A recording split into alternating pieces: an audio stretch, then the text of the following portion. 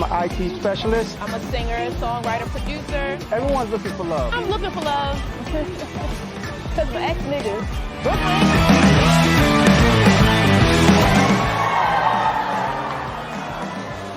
With a touch of ass. Hey, listen, that doesn't let me up. I didn't have much time tonight. Y'all did a hell of a job letting me out of my box. I appreciate the fuck out of it. I really do. Y'all follow me, Uncle G. Follow me on Instagram. Follow me on Facebook. Do not follow me out that fucking parking lot. Thank you for your time, y'all. What's up, y'all? Emmanuel Sims here with Danny from Illicit Rag Vintage, and we're here.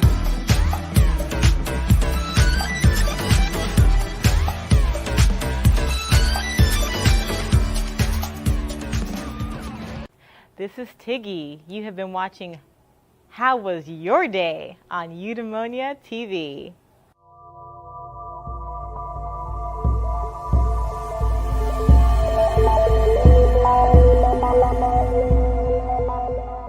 So Tiggy, how was your day? Thank you for asking. Hi, I'm Tiggy. My day was nice.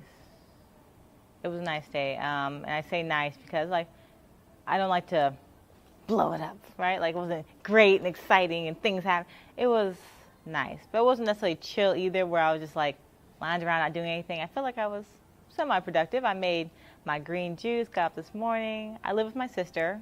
So backstory, my sister and I moved to Houston about a month ago now. It's been 4 weeks. And we got a love-hate relationship going on currently because Houston, things move a little slower than my patience can handle sometimes, like the mail system and the utility company. And I got a few grievances, but we'll get to that. I'll get off my soapbox. We'll get back to that. But my day, yes, I digress. So I woke up, me and my sister, I made breakfast. So what we make, my sister's vegan, and I kind of on that trip as well. So we had vegan pancakes. So that is, don't ask me what's in there, it's just everything but no dairy. So vegans, nothing with a face, nothing made from animal, no blood, no bones.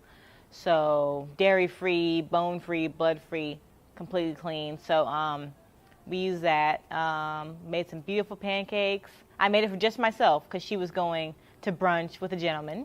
We don't need to name names. So that was that. And so I made my pancakes. I had my homemade jam syrup thing that I just kind of whipped up real fast. It was mango flavored. Put that on top with the pancakes. It was all right. I was still hungry, so I ended up eating some rice. Like, so I did a nice stir fry with all the good stuff in there, the veggies and the rice and the tofu and extra crispy, and it was lovely. So I ate that as well.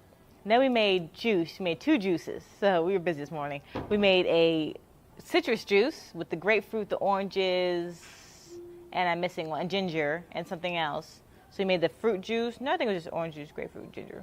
Yeah. And then, so we had that. And then we also made a green juice. Now, this green juice was green. It still smells in the house. It's crazy. Like, it fills the house with greenness. It's like kale and cucumber and radish and one other one, collards. So it was extra green. So I drank that.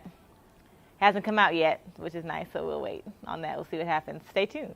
What else did I do today? Let's see. After that, I really just So you have an idea, a brilliant concept for a movie that has been brewing in your mind. You can see it on the big screen, captivating audiences, leaving a lasting impact. But what now? How do you turn that idea of yours into a reality, bringing it into a full-fledged film?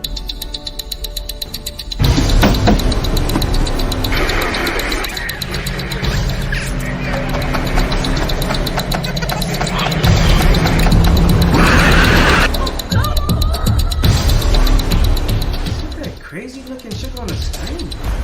Get you on that. I got so many women problems. My X chromosomes, they ain't never show up.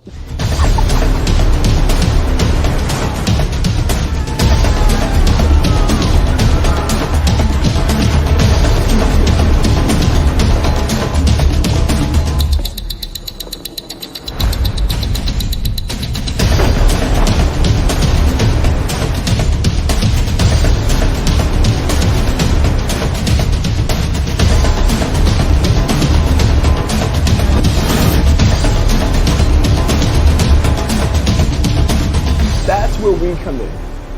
We're a team of experienced producers who specialize in turning your ideas into reality. We take your vision and guide you every step of the way, from concept to the screen. And the best part, it won't cost you a dime to learn how we can turn your idea into a motion picture. Schedule your consultation today with our team of expert producers. We'll listen to your ideas, provide guidance on the entire movie-making process, and discuss how we can bring your vision to life. So don't let your movie get stuck living in your head. Take action now and schedule your free consultation with our team. My name is Emmanuel, and I'm here to help you bring your movie to life into the big screen.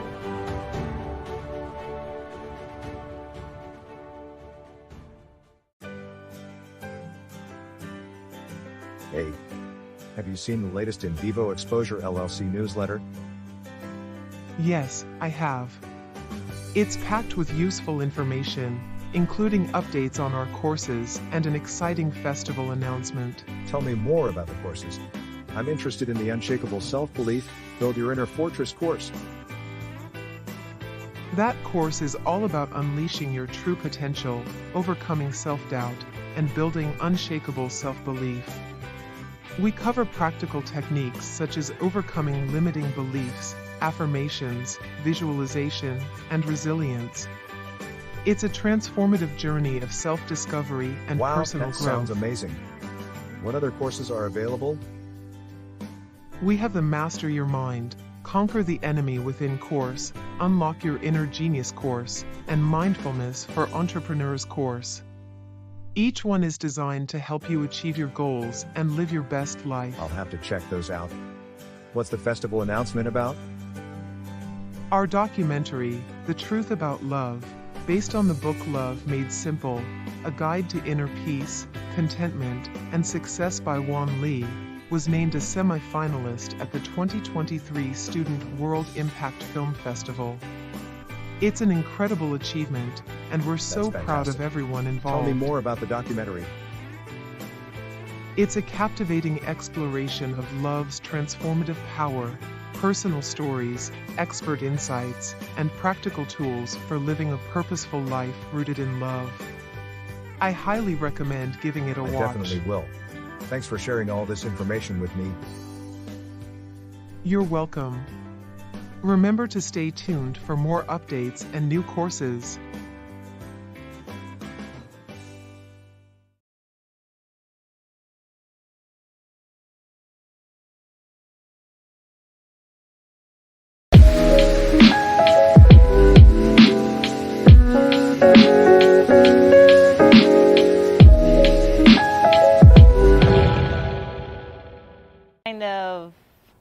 I like to have my time where I like to take naps, but it's really not napping like sleeping. It's more like napping like it's my meditation period, because that's my gift. I can see things through dreams. So when I sleep, I can see things. So then I burn my sage, clean the energy up, align the chakras, make sure they're open, and then I rest. And when I rest, I get premonitions about certain things, certain people, certain situations. So yeah, I had that. That was nice. And then what else did I do? I got dressed. Actually, my sister went out with a gentleman. So she went out with two gentlemen. So the first one she went to brunch with, she had brunch with. It was great and everything like that. Then she's supposed to meet another guy and his friends. So I was like, okay, cool. I was supposed to go with her. So she didn't go meet the guy and his friends and, by herself, because it's a lot of people, different environments. So I'm like, yeah, I'll go with you that. So here I am, all dressed, all cute. And what happened? Then she didn't message me. Like, she was supposed to tell me when she got there that she was on her way or whatever. She never communicated with me. So here I am, like I said, in my nap zen mode. She's calling me. I'm like, hello? You never let me know what the situation was. She's like, oh, yeah, I'm not staying long. I don't feel well, whatever. So she just stayed there for a minute. They went to arcade. I don't want to judge people, but, I mean, they're older. So we're talking about like 27 years old, and they're at an arcade. I guess it's a good deal, $10. Apparently you can go in and play all the games you want, so it's a good time. But, for your birthday, I don't know. I guess I would do something silly like that. Let me not judge, because when I was 25, yeah, I'd be all in that arcade. So I can't even judge. That's 20s. I'm 31, so disclaimer. So, I had my youth. Like, I know my 25th birthday, I had a piñata and everything that was filled with Reese's and socks. I'm that person. So, What else? Oh yes, what else I do? So then I woke up, so I ended up not going out. So then I woke up and I wasn't feeling well. I feel like I may have been dehydrated, because not like Houston. I'm from Colorado Springs, so like I said, I just moved here a month ago from Colorado Springs, Colorado. And you get very dehydrated there because the altitude is high and it's very dry. You're very close to the sun. So I found myself, I feel the same way in Houston, but a different dry. Like the dryness in Colorado is just like dry, like water, right? Like SpongeBob situation where he's like dying and needs water, versus my situation here where I feel dizzy. I'm just kind of dizzy. So I had to lay down. So I really couldn't go and do anything much. So I had to lay down, drink some water, of course, and lay down and relax myself and just kind of chilled and had some crazy dreams. I don't know what even happened in that one particular dream. I know I had one dream, so I had, like I said, a few dreams. So yeah, one dream I had was when I had to, okay, so one thing I do is when I get bitten dreams. So if something bites me in a dream, usually it means someone either lied to me or is going to lie to me. So usually it's dog, it could be anything, dog, crocodile, shark, a number of different things have bitten me in dreams. Very unpleasant, by the way. So in this particular dream, the dog was coming at me and I was expecting it to bite me, but it didn't. It ended up licking me. So I'm like, okay. So something I may feel like may be threatening is not really a threat. The dog ended up licking me. And then next thing you know, I ended up fighting a tiger. Don't ask me if that was bad. I feel like it was like it was a weird situation. So next part of that, me fighting a tiger, and like I had the knife and everything, loincloth, it was serious. Like we were going at it. So, but it was all good. Like it was like a passage thing. It was like more of a rite of passage thing. More so, oh no, that's a dream I had today. Let me tell you. Okay, so the dream I had today too, before my second dream, my second time resting, was about my father. It was weird. We ended up in a dimension, I ended up in another dimension. So, hey guys, Emmanuel Sims here. I just want to give a big thank you to the Pike County Public Library District allowing us to read our new book, My Feelings Family by Yasmin Beeks and myself, Emmanuel Sims. We had an amazing time. We got to do the chessboard with Noah, and Noah got to build his own book, which is amazing because that's great exposure, right? And the kids really enjoyed the read. So I just want to say thank you. Absolutely. Me too. And just wanted to say thank you so much. And we also have our feelings bracelets for our mixed emotions, our anger, our impatient, and we also have our pink for the blah. So I just want to say thank you guys for everything, and to make it a great day or not, if no one told you to love you today, know that God loves you and so do I. Drippity, drippity. Anything you want to add, Yaz?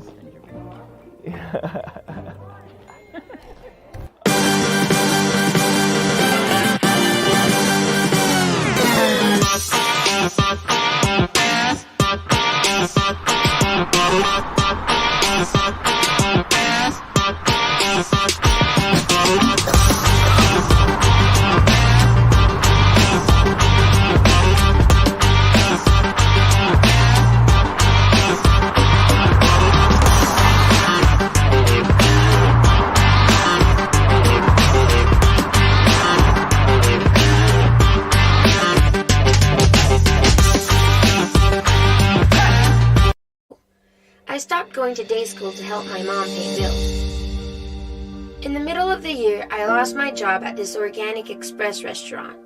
When this happened, I was devastated. Night school wasn't for me. I was only there so I could work and pay bills. Without a job, there was no need in me being there. I called a local DJ named DJ Momo, who had started an internship program giving high school kids an opportunity to gain exposure to the music industry.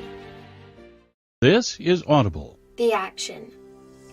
After planning, you have to start doing. I created a new website for myself. I made a new YouTube channel and made most of my old videos private. I put up only music I wanted people to hear. I cleaned up all my social sites. This way I could get a fresh start on my career again. When I hit them, they didn't see it coming, and I was like a whole new artist.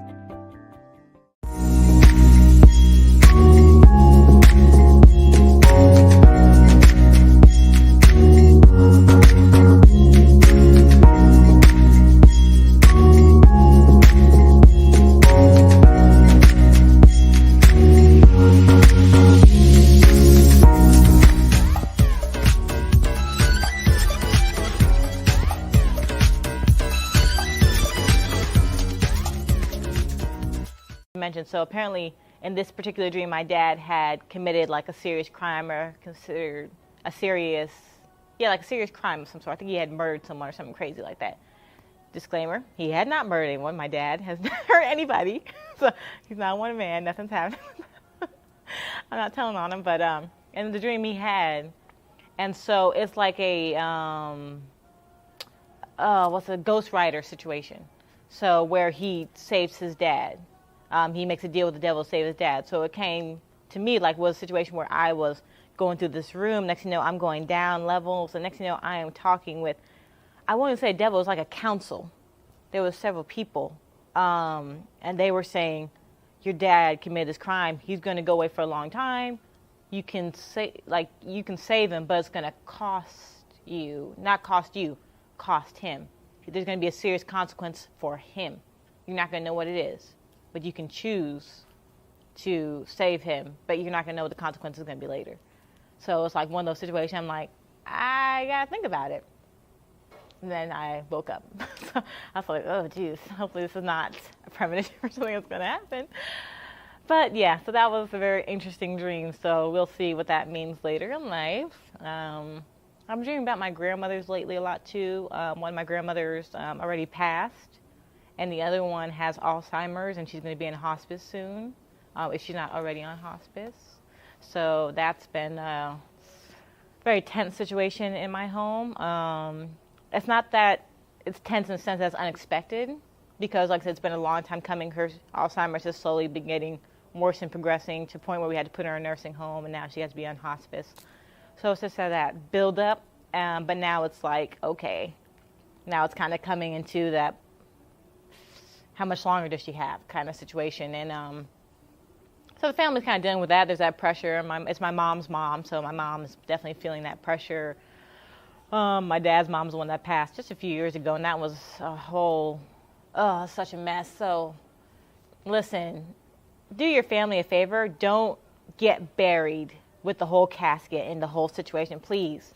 It is so expensive. If you don't have a plan, a policy ready for them to take care of that situation, please don't expect it, and have it in writing that they don't have to do it, because they will try and spend thousands of dollars and waste so much time and energy, and there's so much fighting and bickering. All your affairs need to be in order. So before you pass, that's a big thing too. Get all your affairs in order. Who gets what is clearly written and clearly assigned. It's just too much fighting over things. It's nonsense. And it tears families apart when people with influence, especially families that you work so hard to build a certain legacy and have certain things, they should come together, and they should know how to utilize those things appropriately so you can continue to have wealth after generation. But I'm not seeing that, especially in black communities. We're missing that because we're too busy bickering over a few $1,000s, a few $1 million, whatever. It's just things. It means nothing. A few property here. Just ridiculous. So please, get your affairs in order. Write it down. We're in the time, day, and age where everything has to be written down. That is law. It has to be written. It has to be on the paper, pen to paper. So please, that's my big disclaimer there. So, but my grandmother doesn't have anything to fight over, so there will be none of that. So, but she lived a beautiful life, though. I gotta give my grandma put her on a soapbox a little bit, because she lived a beautiful life. 9 siblings, 5 children. She was Mary Kay elitist. I mean, that was she could sell Mary Kay to a man, overweight, middle-aged man. She would sell him Mary Kay. Like, she was that good. She just walked, her line was, oh, your skin looks so nice. What do you use? Bam, you're in there. As soon as you talk to her, it's a wrap. You're buying a whole package set. She even got the car and everything. You like the pink Cadillac? My grandmother got the pink Cadillac. She ended up not doing the Cadillac. She ended up doing a Grand Am, a red Grand Am instead of the pink Cadillac, but she still got a car from Mary Kay because she was that good. She was that top tier right there. So you don't think it's much, but she really, for being a woman from a different country, she's Jamaican. My family's Jamaican. That's my heritage. Coming from Jamaica, being brought up by the Kennedys was actually interesting. She got up on the work program from the Kennedys. John F. JFK had been shot already by that point, but the family still needed the help or whatever. So they brought her up to assist. She helped with the kids and things like that for a little bit on the work program. Next thing you know, she's in New York, And because socialization is a big thing, remember to socialize. Remember to teach your kids to socialize. The antisocial thing is cute, but it's not going to help anyone in the long run. Teach them to be social in just about every environment because she was able to socialize. Like I said, a little woman coming from Jamaica, a little immigrant woman, the way she was able to get a house, one of the first houses in Queens as a black immigrant. There was no black, it was all Jewish owned. So she had the first little corner house in Every day is different. My day was good. Today was probably a little bit more challenging than most of my days. Well, no, I won't say that. Today was good. Today was about me staying centered. And from the beginning, I won't say that I failed to stay centered, but from the beginning of the day, I realized that it was going to be a challenge to remain centered the whole day. So I live in a house of women. I have 4 daughters. I have a wife. My mom lives with us. I'm surrounded by estrogen. I'm probably the most centered in the household. Outside of my mom, she's my focal point. She feeds into me as well.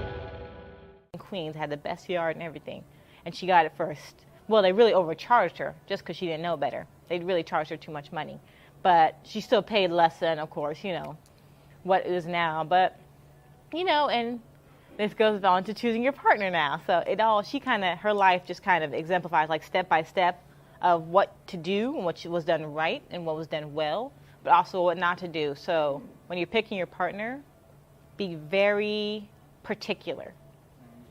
I mean, very particular. Like, let's get specific.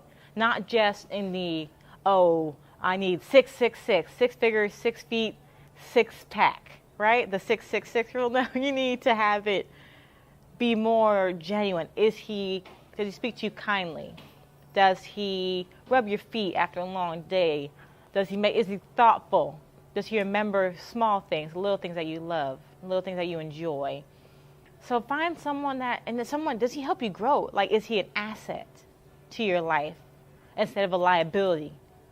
Make him be an asset. Make her be an asset to your life. Help them. Your life is already okay.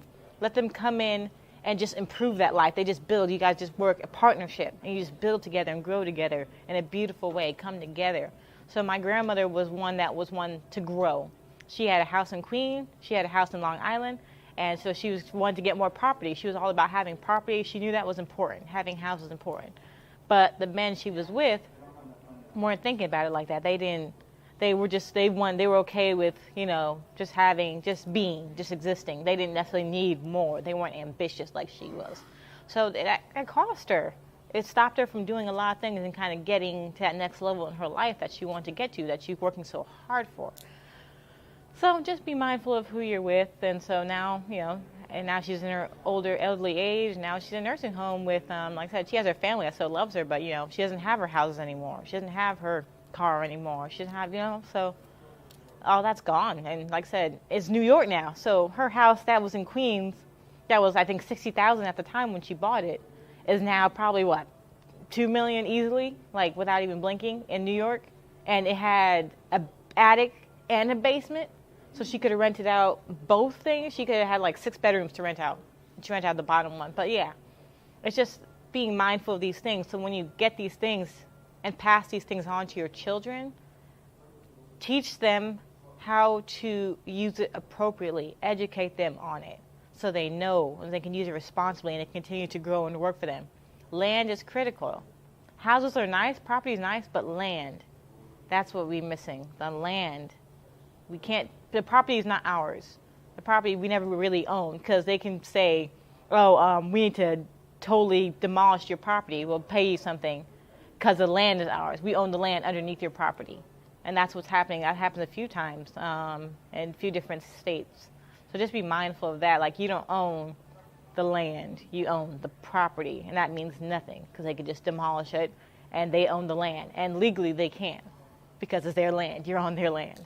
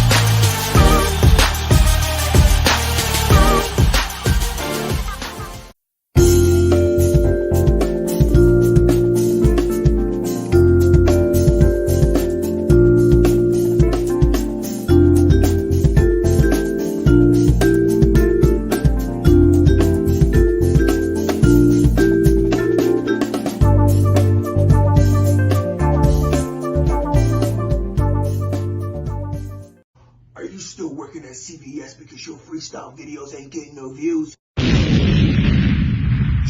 Jaguar. Is it hard for you to get laid on Tinder because you don't have a fucking decent photo because your fucking ads aren't doing well? Jaguar.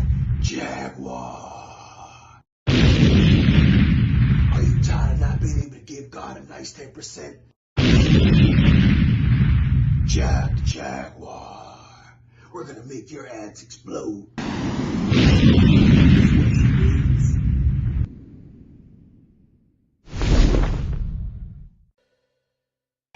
gonna talk about the Brick Fest at all? Oh, the Brick Fest. So that was yesterday. So let me tell you about how my day was yesterday. My day yesterday was awesome. So I went to the Brick Festival, or Legos. So they're now known as bricks, but it's Legos. And it's just fascinating what you can do with little Legos. I mean, you kind of know it, but then visually seeing, like, them building whole sculptures of witches and sphinxes, and doing little portraits of Malcolm X and Martin Luther King Jr. and from Legos. It's astounding. But what was most astounding was I was there working. So I was one of the staff, and I was working at the Derby, where the kids got to come with their families. They got to build a car as high as they wanted to, as tall as they wanted to, as wide, whatever they wanted to do with it. It was totally up to them. They had 5 minutes to build their car. So after 5 minutes, they gave the car to us. We put it on the track, and they got to race it and see which one won. It was beautiful to see families coming together in competition and camaraderie, but just seeing them being together and being present in that moment and laughing together and joking together and supporting each other. Hey, how about this piece there? And I love seeing that because my major is early childhood, inclusive early childhood. So I'm all about families and togetherness and everyone working together and coming together and playing and laughing and joking, because people don't do that enough, where they just kind of stop. Parents are just busy working and doing their thing, and as well they should, right, to support the family. But just stopping and taking out the Lego set and just playing with your kid every now and then does so much, does wonders for the child, mentally, emotionally, socially. So I think that was Lego Fest, was a beautiful thing. I also met Emmanuel there. So he was like, hey, do you want the microphone? You're like, you seem like you have a lot of energy, a good spirit. Do you want the microphone, and do you want to do the announcements and everything like that? And do the 3, 2, 1, go, and let start the race and stuff like that. I'm like, yeah. So I was in there. So got my microphone, 3, 2, 1, animated, live, getting the people excited, the energy, like I said, feeling the positive energy and the excitement. like I said, we're taking it seriously too. Like I said, we had a few people come up to us and were like, this needs to be swapped, that car needs to be swapped this way because I need to go against my husband or my child. I'm like, oh man, this is not about the kids anymore. But it was still fun. Everyone had a good time, and it was a fun experience. And Legos are a pain, I'm not gonna lie to you though. It's nice, like I said, when you're playing with them and active, but then the cleanup, them little pieces, and like I said, it's a lot. There's a lot like that, and there's the little Legos too. They're not the nice big Legos. They're those tiny Legos that 1-year-old shouldn't be have because they're a choking hazard kind of Legos. So it was fun though. It was a beautiful experience, and now I'm wondering what the next thing is. We'll see. I don't know. There's a few other festivals and other staffing things. Houston has a lot going on, so we'll see what else I can get into. But that was my yesterday. So how are you feeling right now? How am I feeling right now? You know what? I'm feeling really good. I'm feeling really good. It's a good place. I'm feeling at peace. Like, even though I'm not necessarily where I want to be in my situation, I don't necessarily have a job yet, I don't necessarily have money coming in like that yet, but I always have what I need when I need it. That's what I realized about myself. So that's why I never stress out about anything. Like, if I need a bill to get paid, some way, somehow, money comes in the way it's supposed to come to where things can get taken care of. So that's what I always worry about. Like, I want to be a millionaire, but I feel like the higher power doesn't want me to be. Like, he's like, yeah, you're good. You're always going to have what you need, but you're never going to be super rich and wealthy, and that drives me insane. Cause like, but I want millions. I want to be rich and wealthy. But no, I feel like I'm always going to have what I need, maybe a little more sometimes, but definitely what I need to make sure the bills are paid, everything's taken care of for myself. Like, I'll always be okay.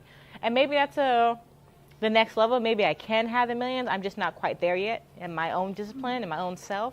I need to take the time to figure that out. Like, what is it? What is my relationship with money really? Is it just a relationship where I'm satisfied with things just being okay and I know they're going to come and I get comfortable with that idea?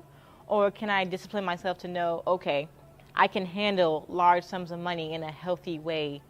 And like I said, be smart about it and be disciplined with it and pass it on to next generations and make sure that they're smart and disciplined with it. So that's kind of where I'm at. But I don't want to be a millionaire for myself. That's the thing. Like, I don't want to make money for myself, honestly. It's my whole thing, my whole why I'm here, my whole why is for children. So I'm here for children. So you have an idea, a brilliant concept for a movie that has been brewing in your mind. You can see it on the big screen, captivating audiences, leaving a lasting impact. But what now? How do you turn that idea of yours into a reality, bringing it into a full-fledged film?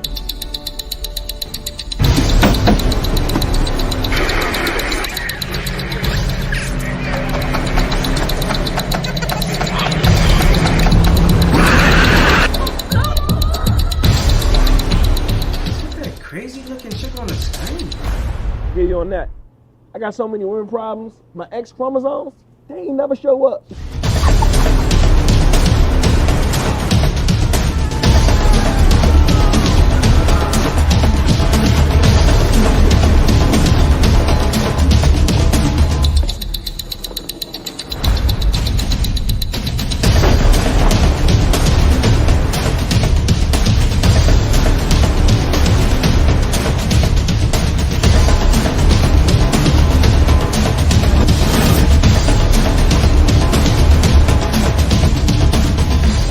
We come in.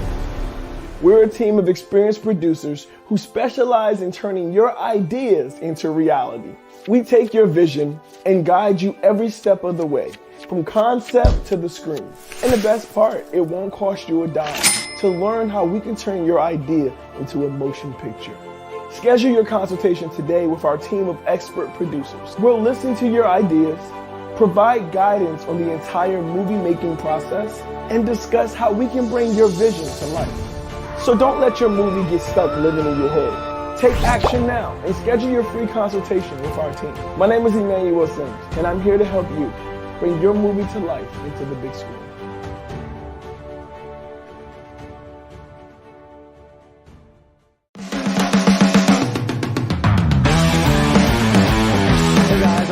Fuller. My name is Adrian, aka Kalila. provider. I'm an IT specialist. I'm a singer, songwriter, producer. Everyone's looking for love. I'm looking for love. Because my ex-niggas.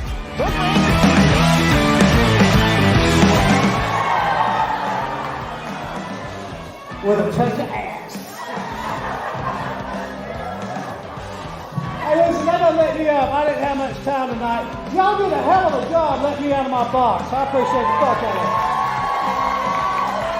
I really do. Y'all follow me, Uncle G. Follow me on Instagram. Follow me on Facebook. Do not follow me out that fucking parking lot. Thank you for your time, y'all. What's up, y'all? Emmanuel Sims here with Danny from Illicit Rag Vintage, and we're here.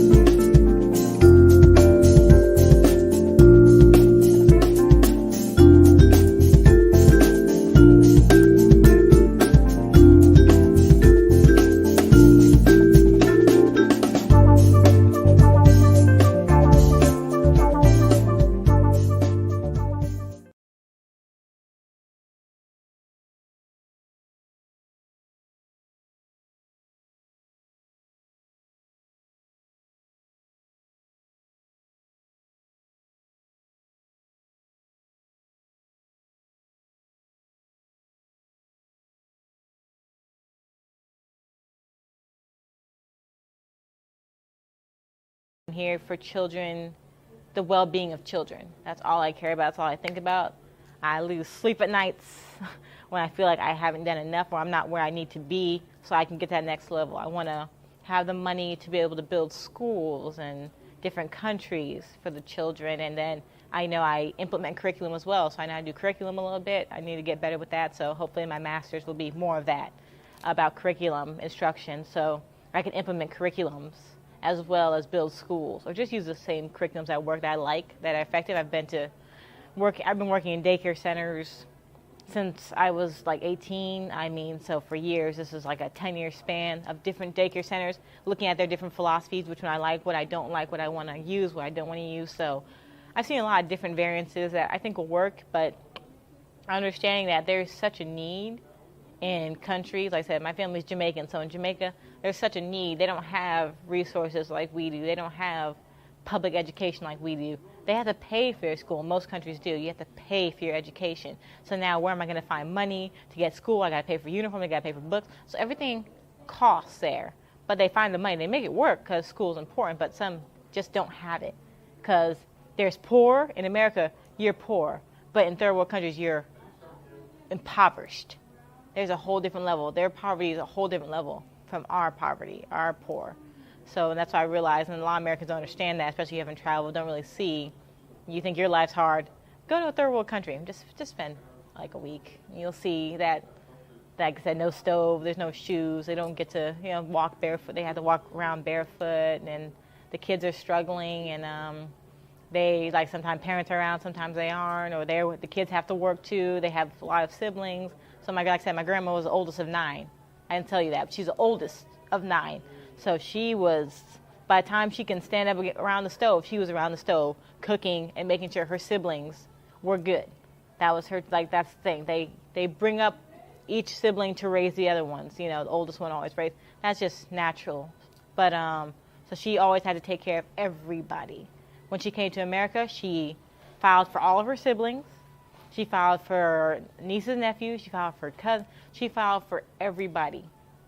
So that's what I'm saying. That using that one person to necessarily push them, and then having, everyone succeed and everyone work together, but then having everyone succeed and work together. That's the collective. I think sometimes we kind of get in the rat race. America kind of pulls apart, and we get caught up in the rat race when really, had we as a family kind of stuck together a little more, we would have money. Like silly money, like these, like people in Westheimer laughing, smoking out pipes and stuff like that. Like, filthy money.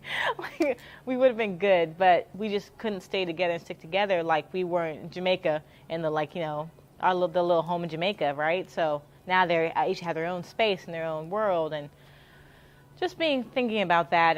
So when I implement schools, I want that to be pivotal about understanding about finances, understanding about social skills, knowing how to socialize is important to me. I think that's having not just knowing how to socialize, but knowing what to do in social situations where you feel attacked or where you feel like someone's trying to make you lose your job, or like how you handle and conduct yourself. Because you can get angry, you're right. You can go off and cuss and this, that, and the other. But I read a book, so one of my favorite books is The Princessa. Princessa is based off of Machiavelli's The Prince, but the prince is for men, how to handle themselves in different situations.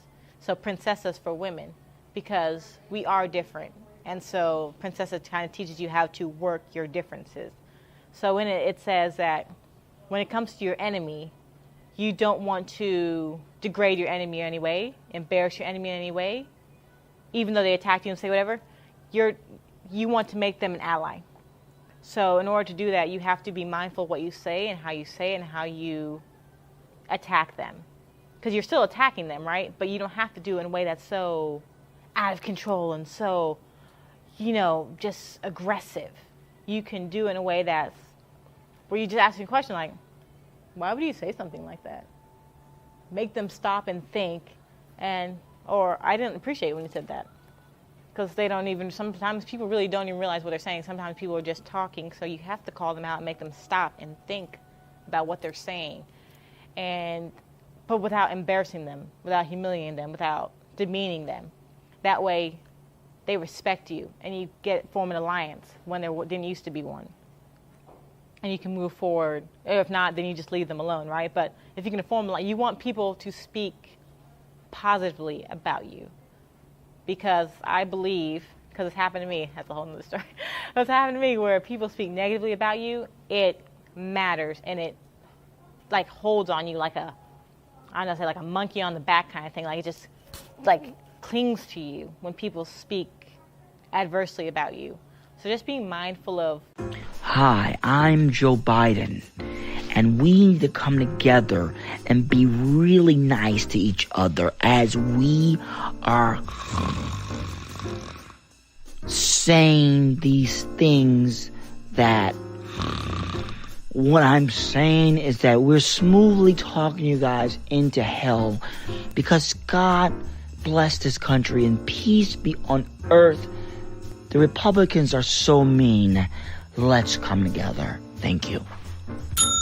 Kingdom over everything.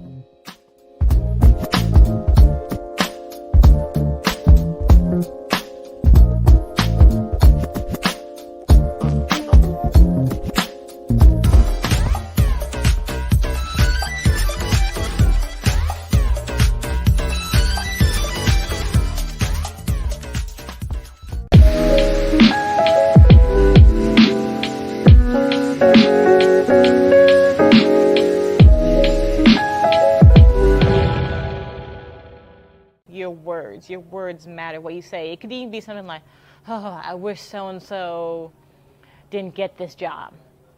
Guess what? So-and-so really might not get that job, and it's because you said it, but you weren't saying it in that way. Maybe you weren't even thinking about it that way, but that matters, and it impacts so-and-so. So just be careful what you say about people and to people. Your words matter. So there's ways to conduct yourself. And I feel like, especially in the black community, and I say that because I know the black community, so I'm not just picking on the black community, just I'm black, and understand the black community. I can't speak for any other communities because I don't really know very well. So that would have to be someone else coming in for their perspective. But For the black community and for the island community, as far as Jamaican community specifically, they don't know how to always speak. They speak their mind, but they don't know how to do it in a way that's positive, that people will take it in and actually listen to what they have to say. They do it in a way that tends to be aggressive. So then people back off and they're like, oh no, I don't want to deal with so-and-so because angry black woman, then they get the label, or angry black man, you know, or aggressive. You know, and that's not who that person is. You just pissed them off. But that doesn't matter. That's irrelevant if you piss them off. They don't care about that. They just care the fact that you attacked them in a way and made them feel a way. So there's a way to conduct, we have to start teaching our kids, speak your mind. I'm toxic for no reason. I sit and I drown. You should try grounding. And time seems to fly. No fight in a fight. The demons that surround me now. A lot of times we get lost in our head. I'm tired for no reason. Ruminating thoughts. My heart made of stone. The bones they are weak. My tears they are scary. And darkness consumes me now. I'm too far gone to reconcile my haunted past. It's not meditation. I live with this weight now. It's grounding. You don't even gotta close your eyes. With this weight now. I'm too far gone to turn back now. I'll just fight this till light comes around. I'm too far gone.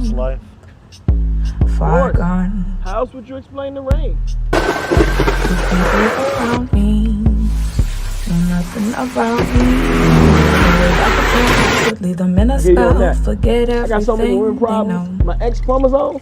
I try to stay happy, but stuff keeps on happening. But you could do it in a way that's well articulated. You could do it in a way that, like I said, isn't insulting or rude or disrespectful.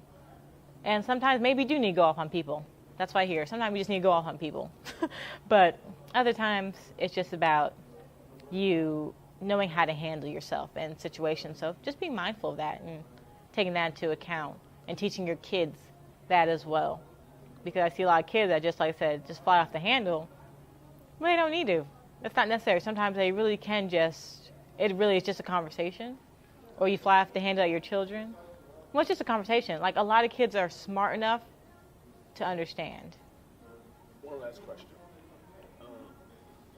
If you could give one bit of advice to your younger self, what would you say? Oh, what age? Any time, you pick the time, you pick the age, and you just say it to them. Listen, young Tiggy, and this is, we'll go back. We'll say 9-year-old Tiggy, because I feel like when I was 9, I was the happiest I've been in my entire life. Because life was I was in my bubble. I was very carefree. I had a great 4th grade teacher that I adored. So I feel like I had friends, I had a beautiful life at 9. So that was the best age. But I would say, don't lose that energy. Don't lose that love of life. Don't lose that spark that you have. Because it will start to fade. So hold on to it and find ways to grow and enhance it. Be around people that help you grow and enhance it. Yeah. But it gets better.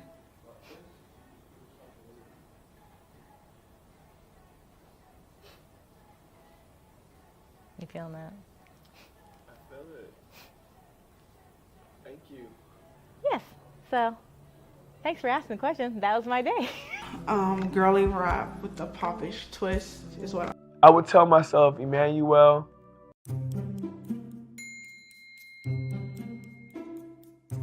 hey guys, Emmanuel Sims here. I just want to give a big thank you to the Pike County Public Library District allowing us to read our new book, My Feelings Family by Yasmin Beeks and myself, Emmanuel.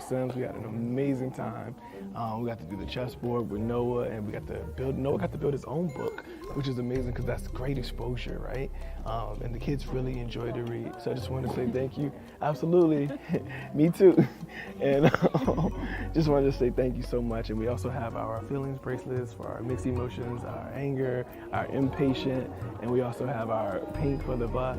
So I just want to say thank you guys for everything, and to make it a great day or not, if no one told you to love you today, know that God loves you and so do I. Drippity, drippity. Anything you want to add, Yaz?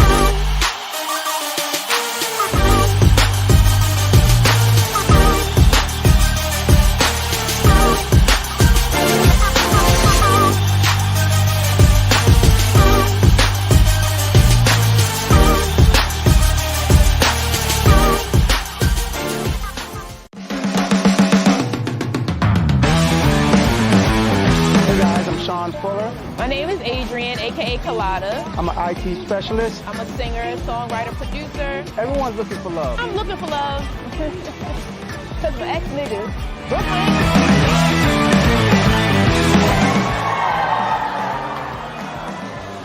With a touch of ass. Hey, listen, that doesn't let me up. I didn't have much time tonight. Y'all did a hell of a job letting me out of my box. I appreciate the fuck out of it. I really do. Y'all follow me, Uncle G. Follow me on Instagram. Follow me on Facebook. Do not follow me out that fucking parking lot. Thank you for your time, y'all. What's up, y'all? Emmanuel Sims here with Danny from Illicit Rag Vintage, and we're here.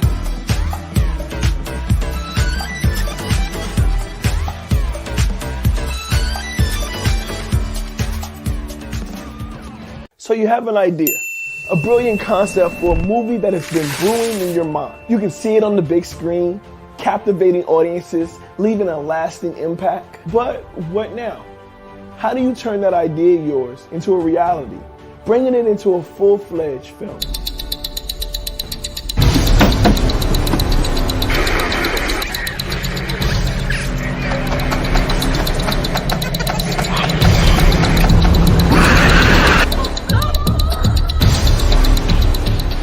Crazy looking chick on the screen.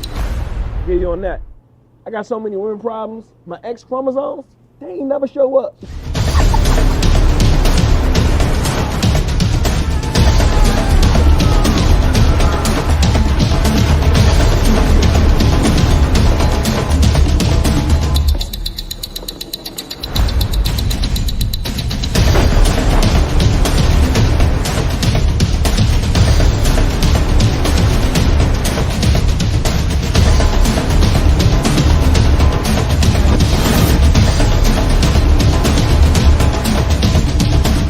That's where we come in. We're a team of experienced producers who specialize in turning your ideas into reality. We take your vision and guide you every step of the way, from concept to the screen.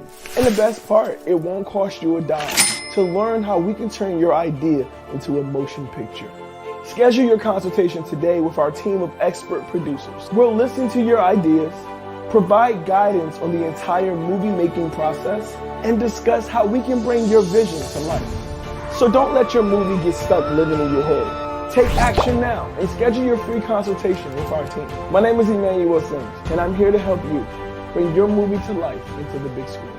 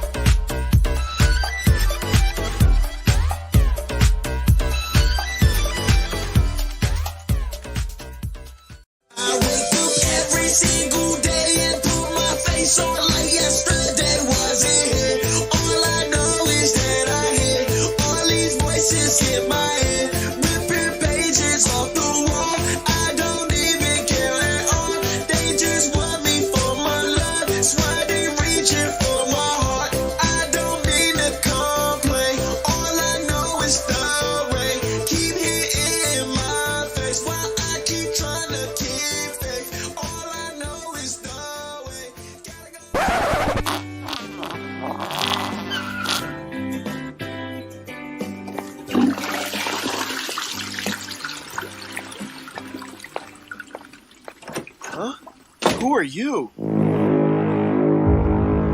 I'm Doubt, and I'm here to keep you grounded. Do you really think that you can handle all the success and expectations, Manny? I think so, but... Hey guys, I'm Sean Fuller. My name is Adrian, aka Colada. I'm an IT specialist. I'm a singer, songwriter, producer. Everyone's looking for love. I'm looking for love. Because my ex-niggas.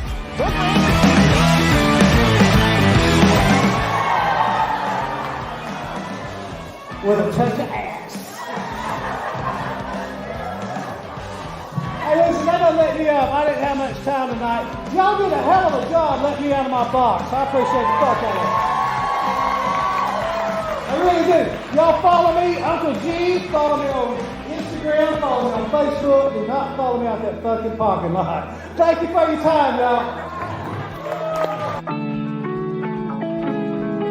What's up, y'all? Emmanuel Sims here with Danny from Illicit Rag Vintage, and we're here.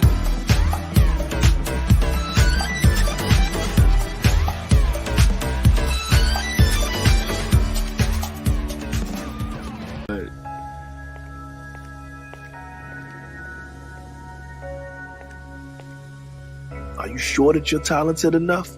What if people discover you're just a fraud? Maybe Dow has a point. What if I'm not as good as I think I am?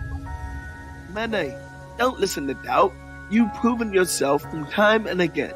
You're talented and deserving of your success. Now, Doubt, you may have a role to play, but remember, it's through failure that we learn and grow.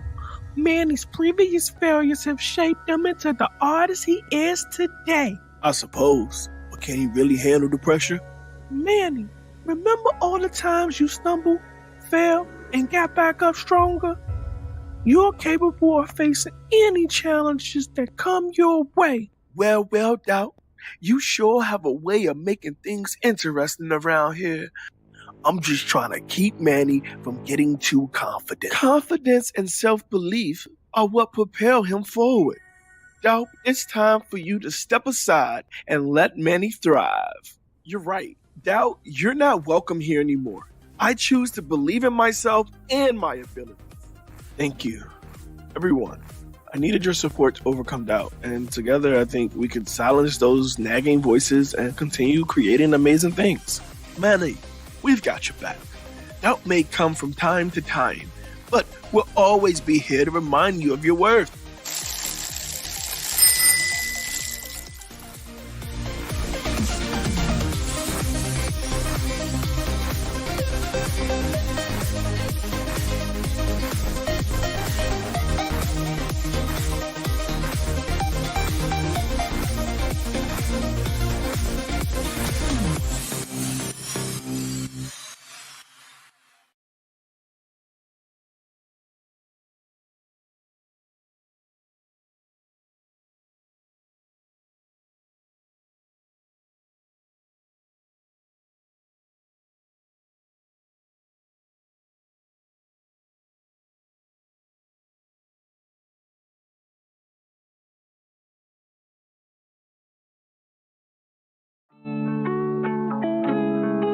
What's up, y'all? Emmanuel Sims here with Danny from Illicit Rag Vintage, and we're here at Anne Fram today, and we want to just talk about what she got going on. She has a lot of different products. Some of them look handmade. Some of them look like they've been around for years. Can you tell us a little bit about what's going on? Yeah, so pretty much I carry a wide array of vintage items that I've collected from all over the world.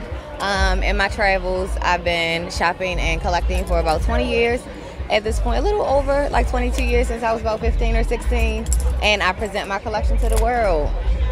So, where are some of the places that you've been that you've collected some of your collection from? From all over. I started traveling when I was fairly young, and vintage items have always appealed to me. Well, since I started thrifting as a teenager, the vintage items always stood out because of their, distinct creativity, and of course you could tell a lot of the pieces were handmade, so everything was always, it had an individual look that was just out of this world. So I've just always been attracted to that, and then I've transitioned into being a stylist. Okay. So that's just pretty much where I always felt good in, my styling, because it gave each individual project that I worked on a different look. Everything was super unique, and that's very important to me. So it sounded like you got into my next question, which is my trick question, what is your why? But it sounds like your passion is really giving people an opportunity to look like they want to look. Exactly. Yes, to develop a sense of individuality. I feel like that a lot of people fail to realize that style is very, very personal. It suits each individual. So therefore, I just give people a platform and present different items to them so that they can actually get in touch with that personal style. Okay. A style that is their own. My apologies. So I appreciate you sharing that. Last thing, if you can give yourself some advice when you were younger, what advice would you give younger self? Keep going. Don't let anybody's story distract you, because a lot of times a lot of people tend to push their experiences on you, and if your drive is different, your results are going to be different. So don't listen to anybody else's story. Make your own.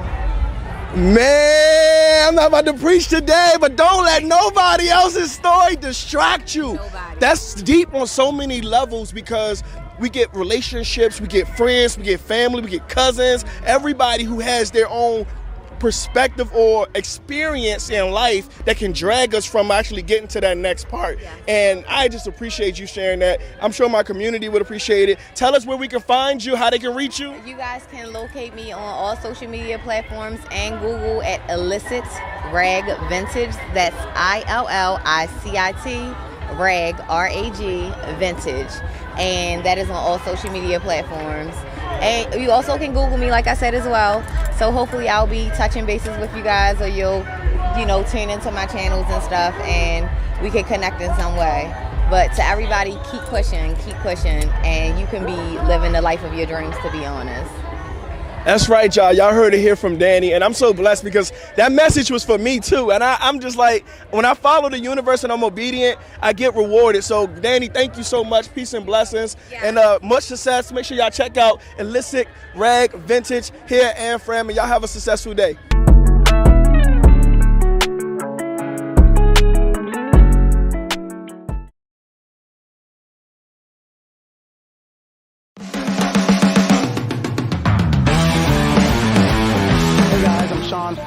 My name is Adrian, aka Colada. I'm an IT specialist. I'm a singer, songwriter, producer. Everyone's looking for love. I'm looking for love. Because my ex-niggas.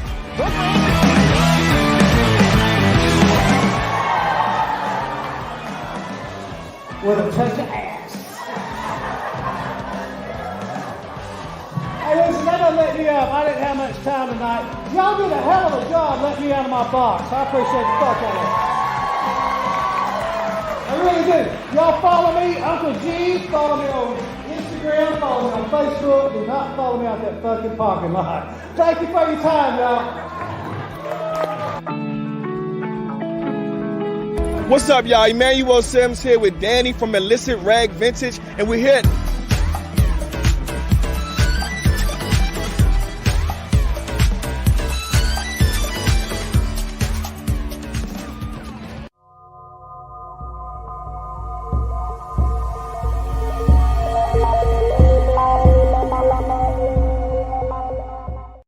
My day, well, it started me waking up in the morning, freezing my ass off, and then I went to go and get my new pair of scrubs, because I got green scrubs from Uniform City.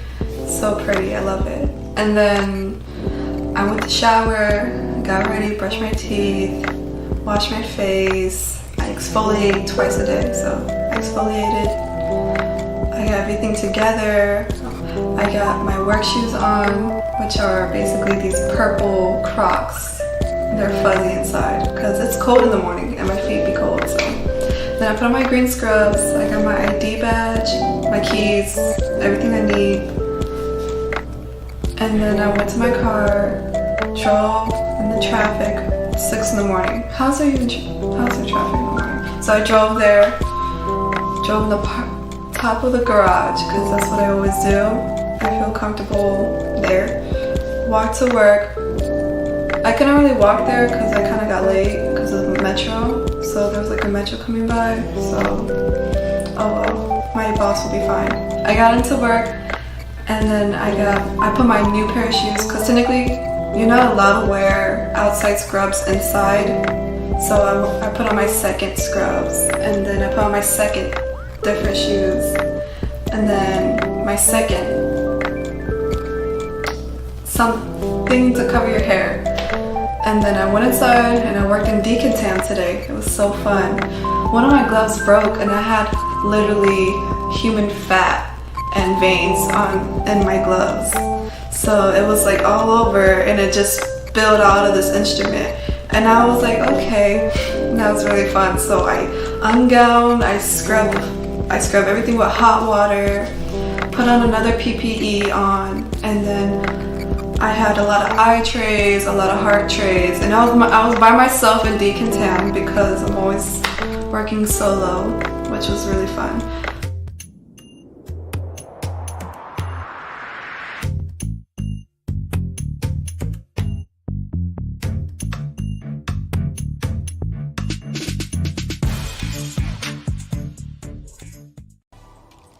And that's pretty much just how my day goes, at least when I'm out in school, but yeah, that's probably my average life as a music producer.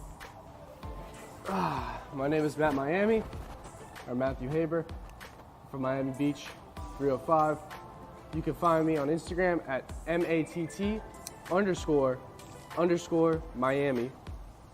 My email is mattmiamibeats@gmail.com, MATTMIAMIBEATS@gmail.com. And reach out. I love hearing what people have going on. I love working with anyone who has a good spirit or anything creative. I absolutely love. So you're watching the Indie Movie Network, and this is Matt signing out.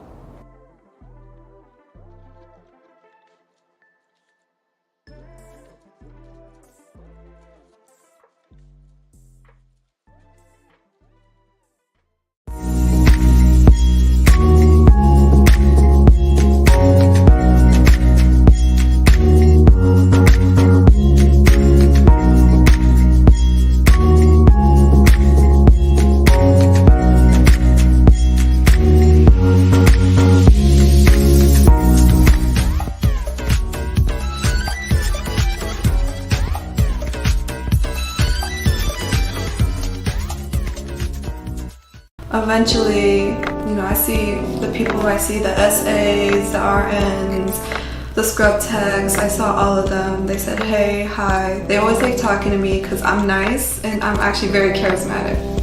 But I get in trouble for that, so I probably should not do that. But eventually my supervisor comes in, tells me the same thing like every time. It's like boring, but I love her. She's funny. And then eventually, we had a new girl today actually come in. Her name is Janet. She is so interesting. She was staring at me. She didn't really talk, but whatever, new people do that, so. She asked me a lot of questions. I was getting annoyed because I was like, oh my gosh, why did you hire someone with no experience? But I was like, that was me before, so let me calm down. Talked to her, then I talked to Gerard. He came eventually. Gerard is so cool. He's this older Haitian man. They're all funny as fuck. And then eventually, I cleaned other stuff, and I went on break. I actually went to walk around the university my job owns. It was really beautiful. It's a 7-day Adventist hospital, so they have like these planes of art of Jesus, how he healed the leprosy and stuff. It was beautiful. I walked around the lake and stuff. Eventually I came back, did what I needed to do. Then we had a meeting about something, and then everyone congratulated me for getting my certification. So that was really good. And it kind of shifted the mood because there's some people who's been there for more than 2 years, and I've been there for 1.5 years. And I already have all the stuff I need, and they still haven't got what they need, so they need to hurry up because I basically told them there's a time limit. So they put some more pressure on me because now they're looking at me like, why'd you get your certification so fast? Why not? I just like getting things over with. Anyway, so that happened. I talked to these other departments because I try not to limit myself. like talking to pharmacy. I love talking to anyone in NICU or Central, the other side, because I don't like staying cooped up in my department, because that's how they get you.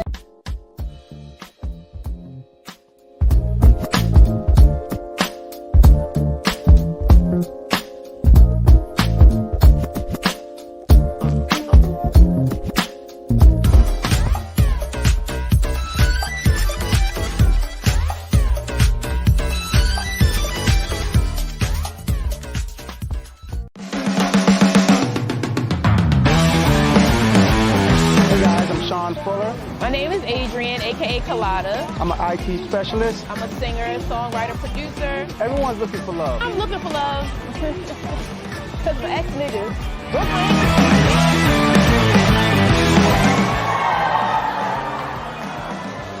With a touch of ass.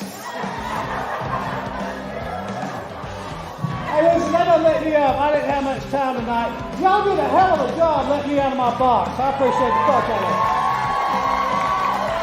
I really do. Y'all follow me, Uncle G. Follow me on Instagram. Follow me on Facebook. Do not follow me out that fucking parking lot. Thank you for your time, y'all.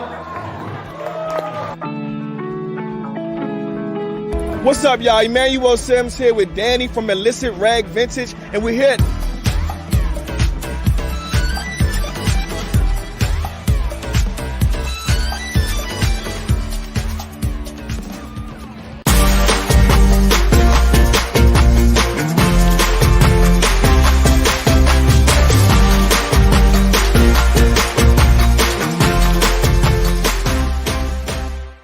So you have an idea, a brilliant concept for a movie that has been brewing in your mind. You can see it on the big screen, captivating audiences, leaving a lasting impact. But what now?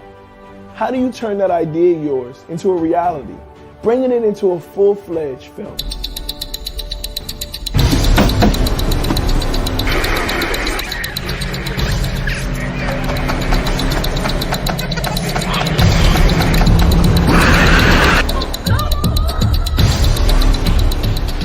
Crazy looking chick on the screen. Yeah, you on that. I got so many women problems. My X chromosomes, they ain't never show up.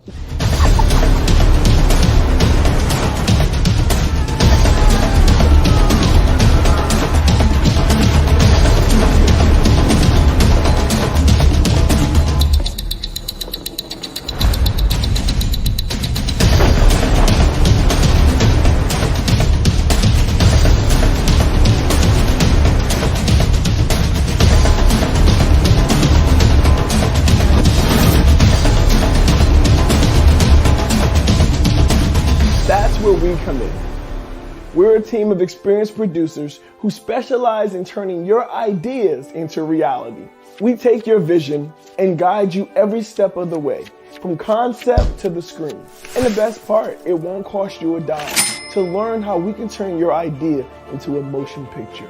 Schedule your consultation today with our team of expert producers. We'll listen to your ideas, provide guidance on the entire movie-making process, and discuss how we can bring your vision to life. So don't let your movie get stuck living in your head. Take action now and schedule your free consultation with our team. My name is Emmanuel Sims, and I'm here to help you bring your movie to life into the big screen.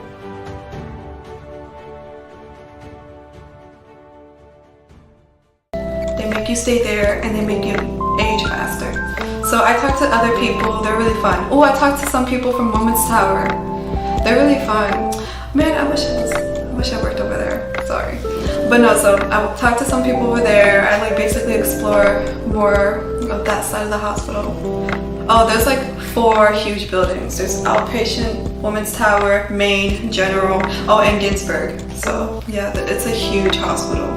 So I was doing that, and honestly, I love that place. It's so beautiful. After that, I went to my car. I was like trying to hide from some people because people love to talk the whole time. Like, I get up at 3:30, but they would like try to make me stay until 5 o'clock and talk to me about any little thing. And I'm like, I gotta go home. Like, I got stuff to do. So I went to my car. Like, I literally ran to my car, and then I went home. I went home, I cleaned up, I cleaned everything from the stairs, every room, my dog, I brushed her. A German Shepherd, you don't want to brush a German Shepherd, it's a long time. I cleaned everything, and then just for her to mess it up later. So after cleaning everything, I put on some workout clothes or my gym clothes, I put on my gym shoes, and I just basically grabbed water.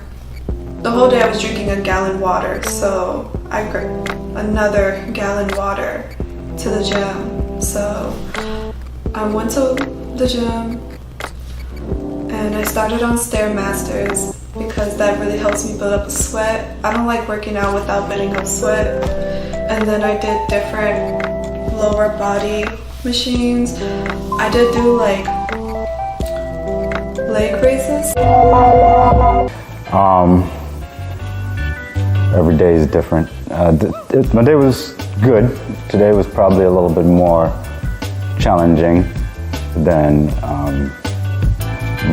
most of my days. Well, no, I won't say that. Today was good. Today was about me staying centered. And from the beginning, I won't say that I failed to stay centered, but from the beginning of the day, I realized that it was going to be a challenge to remain centered the whole day. So I live in a house of women. I have 4 daughters. I have a wife. My mom lives with us. I'm surrounded by estrogen. I'm probably the most centered in the household. Outside of my mom, she's my focal point. She feeds into me as well.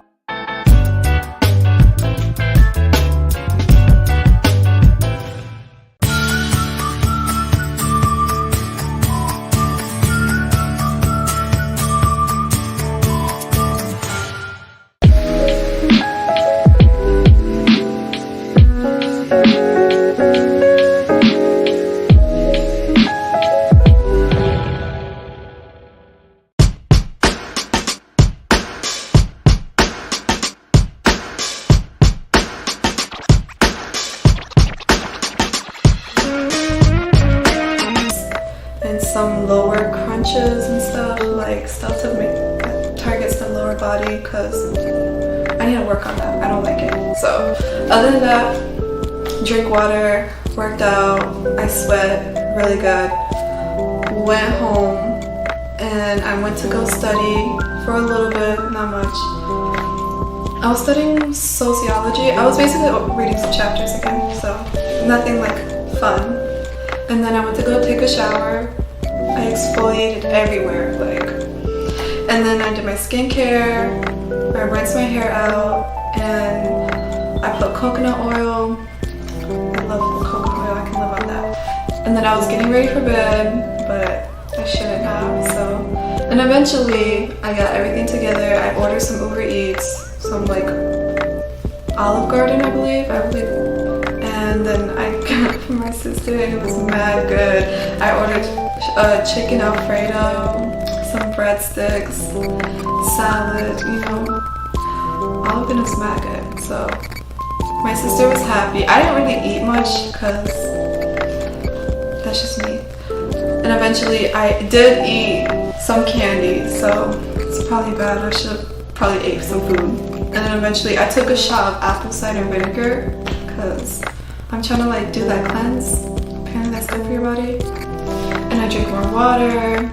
I made sure my sister did her homework, and I made sure she did her extra homework that she does on the side. And then eventually my dog comes in, and then she jumps into the garbage. A mess everywhere. It was disgusting, and I'm thinking, I thought I threw out trash. I cleaned again. I was so annoyed, but she's a dog, so what can you really do? I still love her. I squeezed her cheek really hard. I was like, why'd you do that? And she thinks I'm loving her more, so she's so cute. And then after that, I went to go brush my teeth, and I did brush my hair, and then I put some conditioner. I bought some new conditioner. It's by Dove. It's really good. And then I put coconut oil, and then I got a text. So then I was like, let me put some mousse in my hair. Because I have no volume in my hair at all. I have no volume.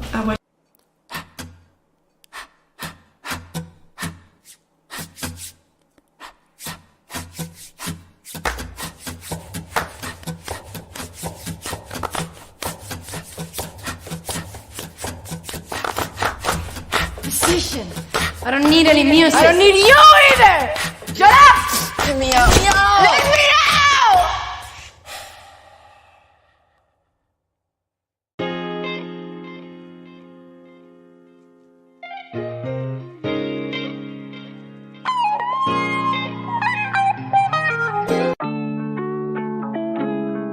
How y'all doing? How y'all doing? This is BT African Arts. We're a family-owned business. What we offer is shea butter, and as you can see behind us, we got a couple different clothing items: dresses, skirts, blouses, pants, all the above. Where can they find us? You can BTAfricanArt.com and on Instagram at BT African Arts. Tap in, see us, follow us, and we're gonna show you what you like. Yo, we have shea butters, we have oils, and we have all these beautiful dresses just for you. Meet us anywhere. We are a Black-owned business. We are working, we are striving, and we come to you. We want to give you the best products. This is made out of raw shea butter and oils only. We don't do none of that synthetic stuff. It's antibacterial, antifungal, all the antis, all the good stuff. We got it right here for you. No artificial flavoring. That's right. Just Thank like you so that. much. Thank you, boss. Later.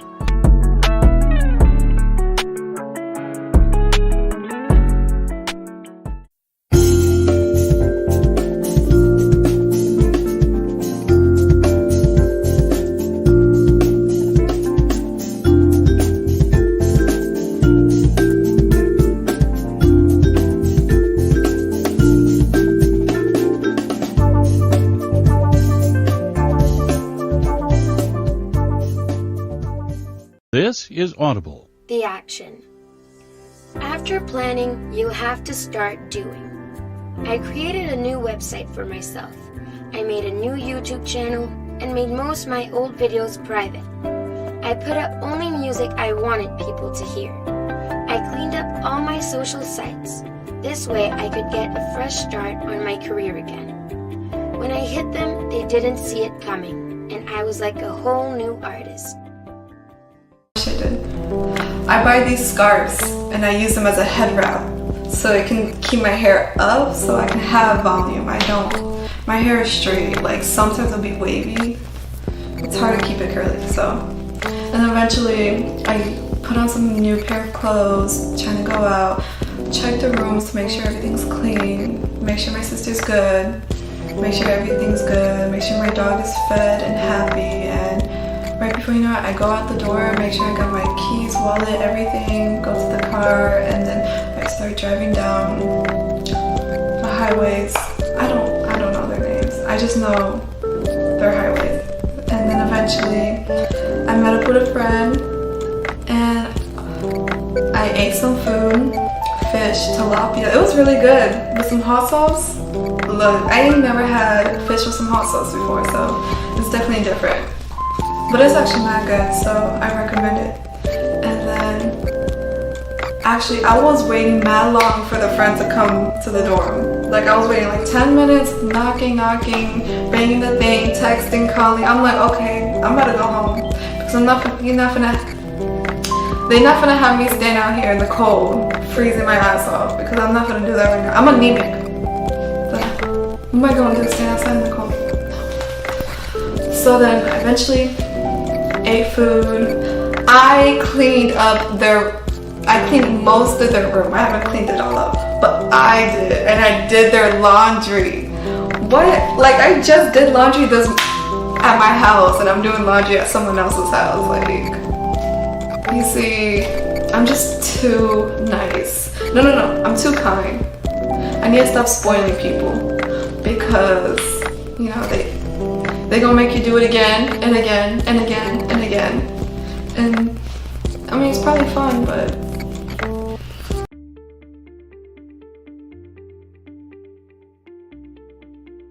Hi, my name is Emmanuel Sims, but you may know me as Overtime Sims. I'm a rap artist, a film producer, and an author. I know a lot about setting goals and achieving goals. First, you need to know what you want. What are your goals? Once you know what you want, you need to set a plan. What steps do you need to take? What resources do you need? Once you have a plan, it's important to take action. Put your plan into motion and don't give up.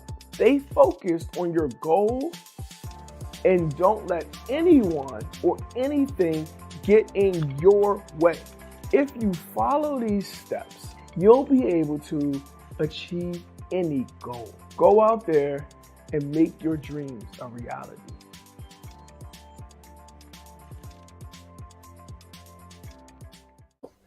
I stopped going to day school to help my mom pay bills. In the middle of the year, I lost my job at this organic express restaurant. When this happened, I was devastated. Night school wasn't for me. I was only there so I could work and pay bills. Without a job, there was no need in me being there.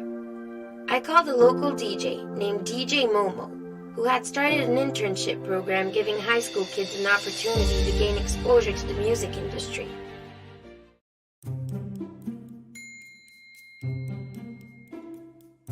So hey guys, Emmanuel here. I just want to give a big thank you to the Pike County Public Library District allowing us to read our new book, My Feelings Family by Yasmin Beeks and myself, Emmanuel Sims. We had an amazing time. We got to do the chessboard with Noah, and Noah got to build his own book, which is amazing because that's great exposure, right? And the kids really enjoyed the read. So I just want to say thank you. Absolutely. Me too.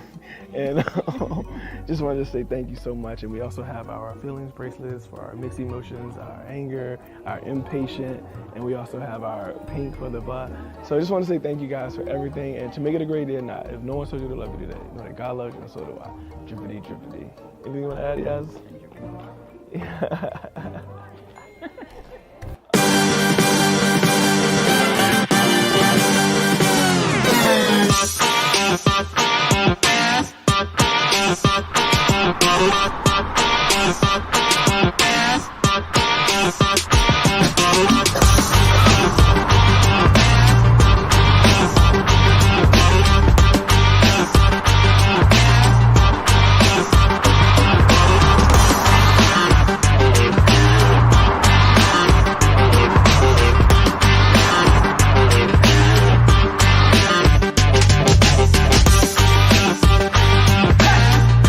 So you have an idea, a brilliant concept for a movie that has been brewing in your mind. You can see it on the big screen, captivating audiences, leaving a lasting impact. But what now?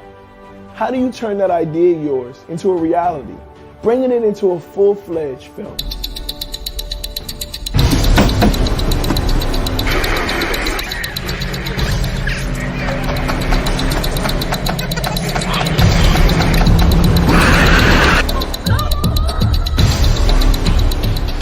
Crazy looking chick on the screen. Get you on that. I got so many women problems. My X chromosomes, they ain't never show up.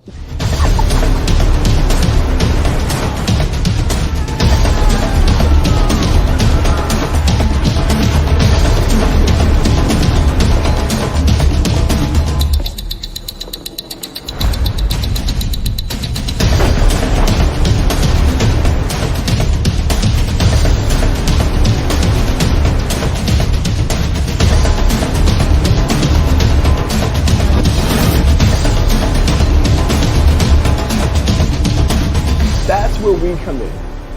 We're a team of experienced producers who specialize in turning your ideas into reality. We take your vision and guide you every step of the way, from concept to the screen. And the best part, it won't cost you a dime to learn how we can turn your idea into a motion picture. Schedule your consultation today with our team of expert producers. We'll listen to your ideas, provide guidance on the entire movie-making process, and discuss how we can bring your vision to life. So don't let your movie get stuck living in your head. Take action now and schedule your free consultation with our team. My name is Emmanuel Sims, and I'm here to help you bring your movie to life into the big screen.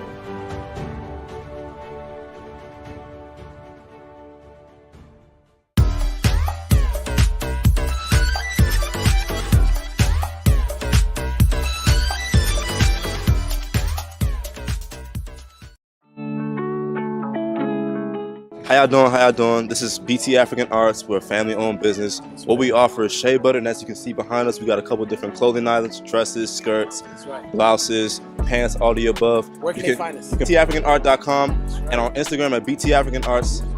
Tap in, see us, follow us, and we're gonna show you what you like. Yo, we have shea butters, we have oils, and we have all these beautiful dresses just for you. Meet us anywhere. We are a Black-owned business. We are working, we are striving, and we come to you. We want to give you the best products. This is made out of raw shea butter and oils only. We don't do none of that synthetic stuff. It's antibacterial, antifungal, all the antis, all the good stuff. We got it right here for you. No artificial flavoring. That's right. Just Thank like you so that. much. Thank you, boss. Later.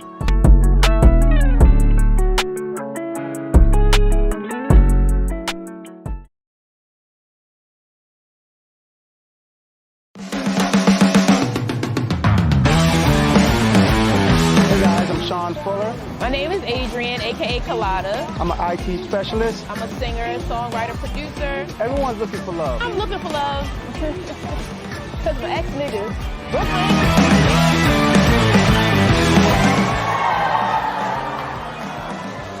With a touch of ass. Hey, listen, that doesn't let me up. I didn't have much time tonight. Y'all did a hell of a job letting me out of my box. I appreciate the fuck out of it. I really do. Y'all follow me, Uncle G. Follow me on Instagram. Follow me on Facebook. Do not follow me out that fucking parking lot. Thank you for your time, y'all.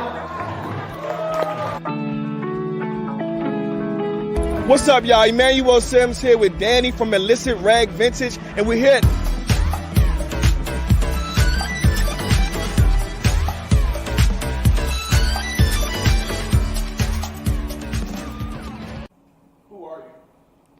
I'm CEO Blaze.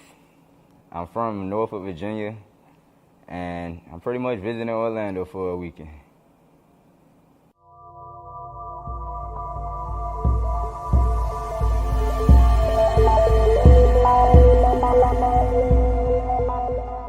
My day was cool for the most part. Let me see. I woke up this morning. Nah, I wouldn't say the morning. We woke up like 1 o'clock. It was like 1, 2 o'clock when we woke up, yeah. Lady said we had a long night though. I got up, rolled up some good weed. Got blazed. Went in the car, got dang chilled out, listened to some beats. And then, my homies got up. I went back up to the hotel room. I told them we were about to hit up the mall and stuff. Go cop some fit, shoes, normal shit. Trying to see how the city like, trying to see what they got in the malls down the 3rd. And I ain't gonna lie, y'all mall, Orlando Mall is big as a bitch. Like, our mall don't compete. And I'm from, like I said, I'm from Virginia, so we got big malls, but nah, just one of y'all malls outdo all our malls. That's crazy, but look, it's cool though. So look, we went to this one place. It's called Mamma Mia's Pizza. No, Mamma Mia Pizzeria. Boy, the name sounds so unique. The right, like. So we pulled up to the joint. It's like a little hut. I was like, yeah, they got some good ass pizza. Go in there, get the 2 slices and soda for $6. I'm like, yee.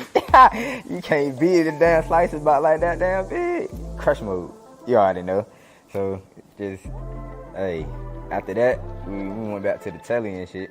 Of course, before we even left the parking lot though, we had to roll up some guys and enjoy the blunt on the way back to the telly. And from there on, threw on my clothes for the day. I popped out, hit up my dude, I booked some studio time, and we supposed to be going like 7:30. 2-3 hours, go drop some new heat, you already know. My man, he dropped the beat, so hey, he gonna get it, we got some shit coming, just say it like that.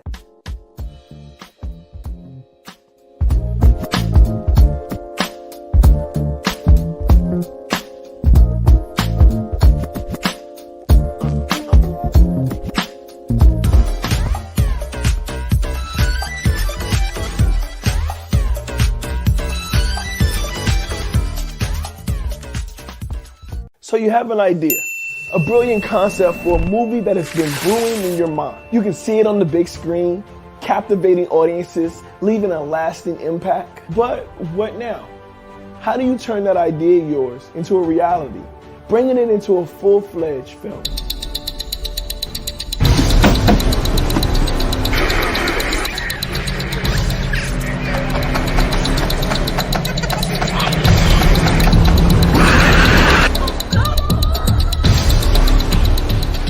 Crazy looking chick on the screen. on that. I got so many women problems. My X chromosomes, they ain't never show up.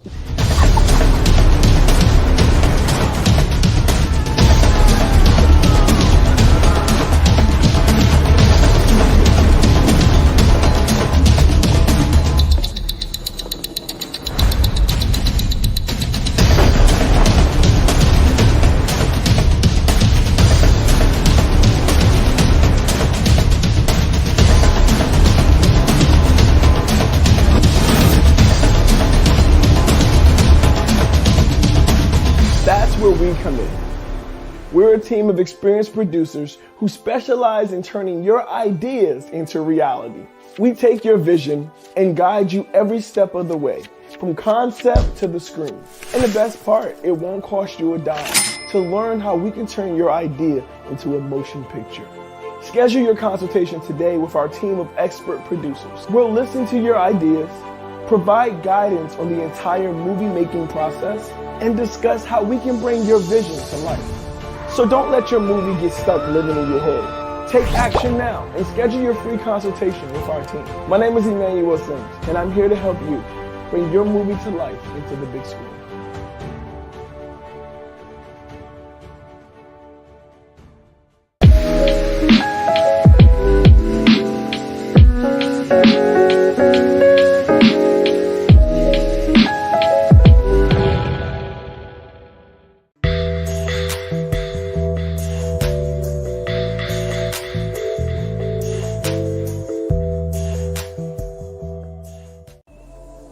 So yeah, on the way here though, is like we stopped by the store, got some more blunts because we gonna need some blunts when we leave to roll up again.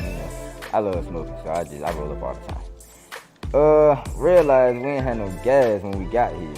Like I looked at the tank, I was like, we was just at the fucking gas. Like we was at the gas station, why we ain't getting no gas? Most rookie mistake when you driving and you just not paying attention, you just trying to get to where you trying to go. So, let's say on the way actually coming to Orlando, we almost ran out of gas. Like, we were driving and I was tuned out, just zoned out, listening to music, driving fast. Didn't think to look at the gas, and as soon as I looked at the gas, that thing was on E. I was like, ah. So of course, we racing. I'm racing trying to find the next gas station. Finally found one, and when we got there, they had this little Mexican restaurant in the store, and I'm telling you, they had some type of beef they made. They put potatoes in the junk and they threw it on the taco. Yo, crush mode at its fine, like crush mode at its finest. That's all I can say. That shit was good as a motherfucker. Cheap too, just for it to be at a gas station. Though, I'm like, yeah. So got gas, and got back on the road. We got into town kind of late, but hey, we still made it, and we enjoyed ourselves for the night. Down there, stayed up all night. We ain't go to sleep till like 7, 8 in the morning. I try to make music for all the crowds, so like I don't just stick to one crowd. I bounce around categories, and I go in, get in that cash. How you gonna act? So you don't know. Fucking, I'm getting that money. That's every day. I be on the go. People be claiming they hard, but I already know from the jump, these niggas foe. I'm an aim steady killing. You already know nigga got the fofo. Never gonna miss. I'm on the theme, you already know. Getting that cash. I got the team, we getting all this dough. People keep talking, the niggas foe and I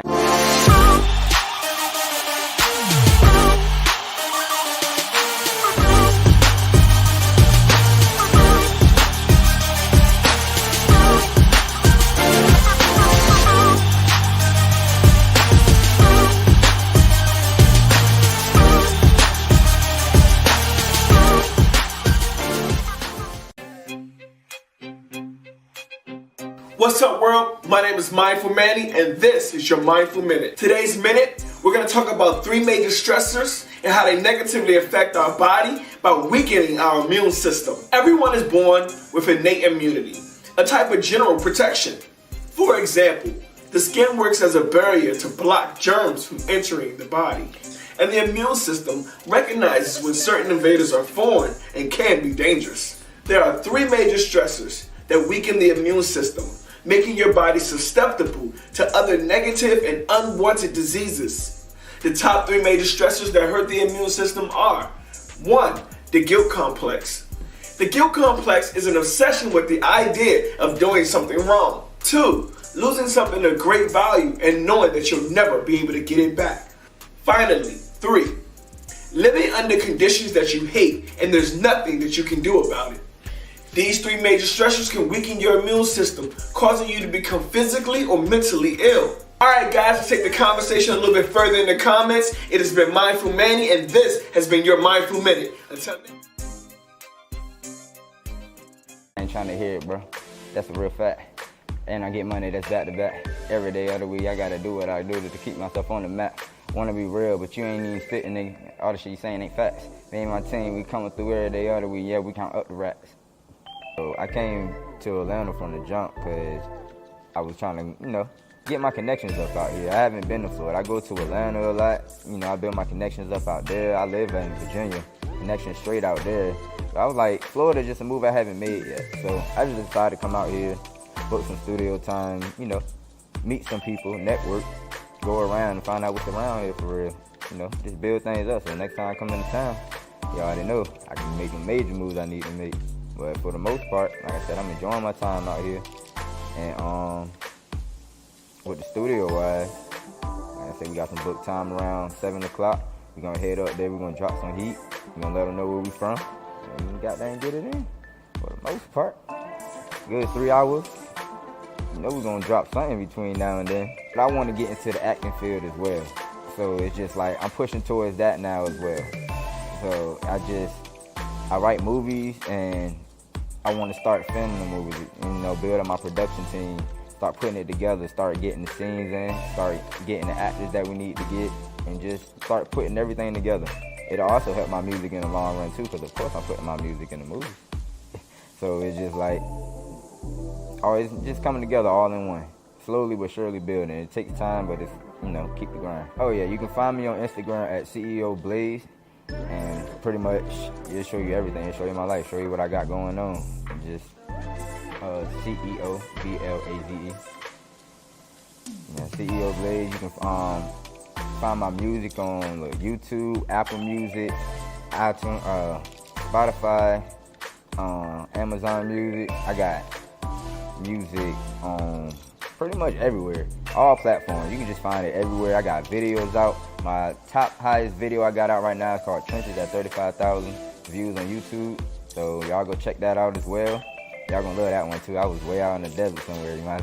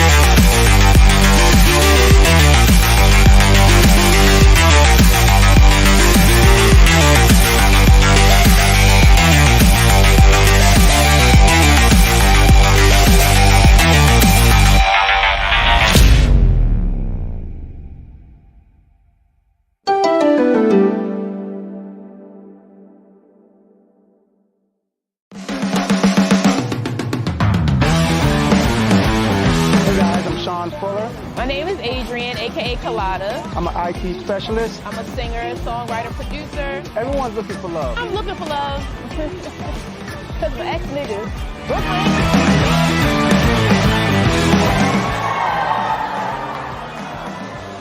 With a touch of ass. Hey, listen, that don't let me up. I didn't have much time tonight. Y'all did a hell of a job letting me out of my box. I appreciate the fuck out of it. I really do. Y'all follow me, Uncle G. Follow me on Instagram. Follow me on Facebook. Do not follow me out that fucking parking lot. Thank you for your time, y'all. What's up, y'all? Emmanuel Sims here with Danny from Illicit Rag Vintage, and we're here.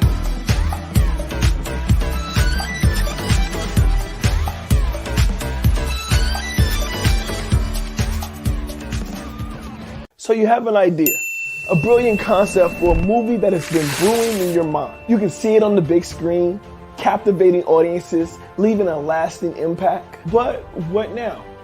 How do you turn that idea of yours into a reality, bringing it into a full-fledged film?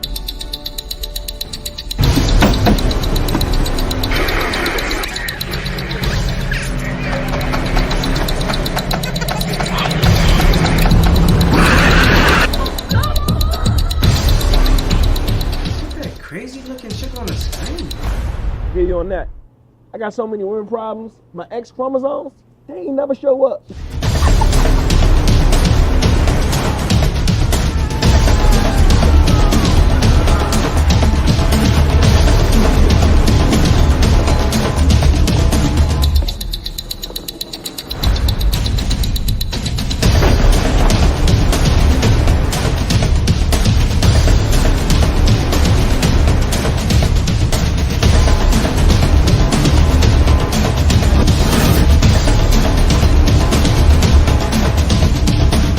That's where we come in.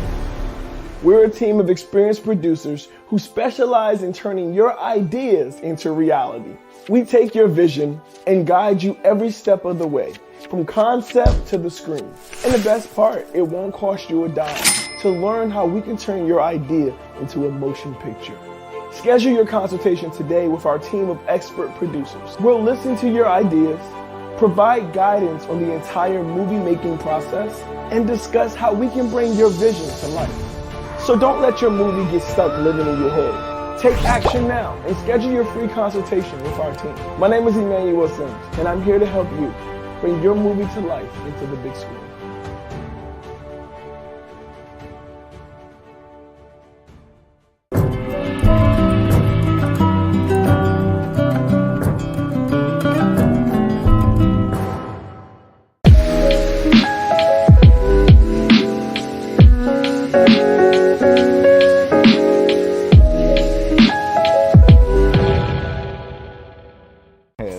So I got a new single coming out. It's called Oh Yeah, pretty much. It's like an island type of song. I feel like the ladies gonna like it, you know. It's gonna go around like it's supposed to. Of course, I'm gonna have a video come behind it, and you know, I'm dropping that soon. I can't really give you a definite date, you know, cause I still don't know a date yet. Keep my bitches in twos. All of my checks are approved. The VVS shining like, ooh, catch my for your nigga, who's that in the suit? Pulling up, then jumping out of the coupe. Armor fatigue like I'm part of the troop. When pushing for a button, I'm dropping my roof. When I step foot in the club, nigga move. I just got back from a cruise, went to the Bahamas, water crystal blue. All them bitches met a few, they did anything that I told them to do. I didn't catch any names, they hit my job later, I answer like who? Ain't showing no love to none of these steinies, I put them onto the crew. Ain't showing no love, ain't showing no love. Told Lil Shawty don't come over if she ain't down to fuck. That felt like a friend, she got us to try to down it up. I go by reaction, never caught laughing. Keep my hitters in the cut. And that's it. Thank you. So again, like I said, my name's CEO Blaze. I'm from Norfolk, Virginia. I came to Atlanta to show y'all some love. We about to head out and go to the studio and drop this heat. You already know how that go.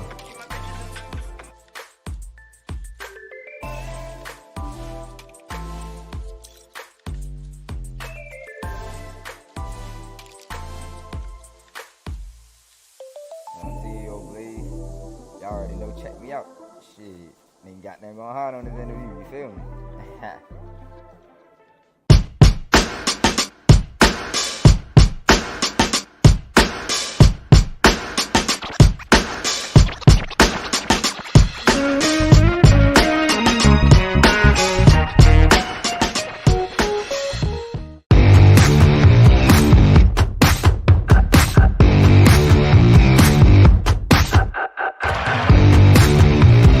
did you see the news? It's the anniversary of the kid that disappeared. Marshall doesn't know though, so shush. You don't think we're going too far? Are we? I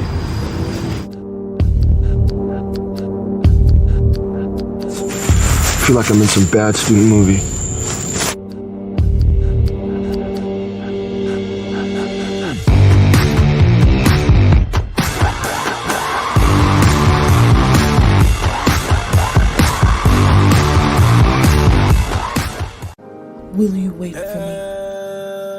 good. Of course, dear. For as long as it takes.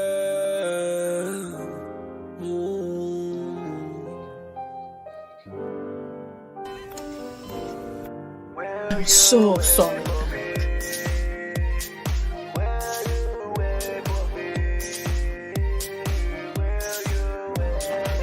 Julie, dear, will you wait for me?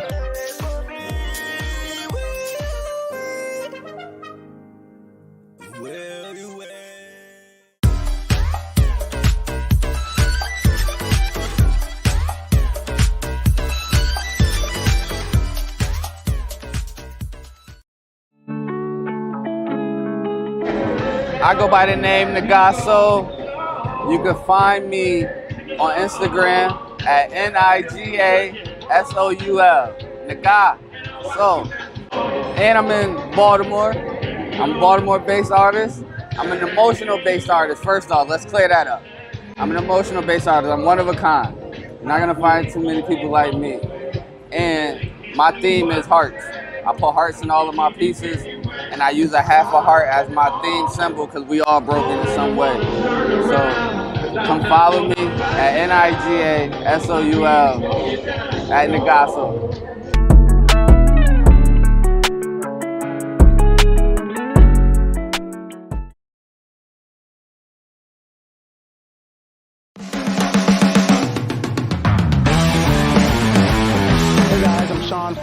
My name is Adrian, aka Colada. I'm an IT specialist. I'm a singer, songwriter, producer. Everyone's looking for love. I'm looking for love. Because my ex-niggas.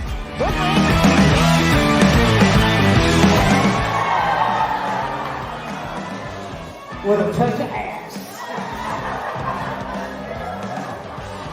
Hey, listen, that don't let me up. I didn't have much time tonight. Y'all did a hell of a job letting me out of my box. I appreciate the fuck out of it. I really do. Y'all follow me, Uncle G. Follow me on Instagram. Follow me on Facebook. Do not follow me out that fucking parking lot. Thank you for your time, y'all. What's up, y'all? Emmanuel Sims here with Danny from Illicit Rag Vintage, and we're here.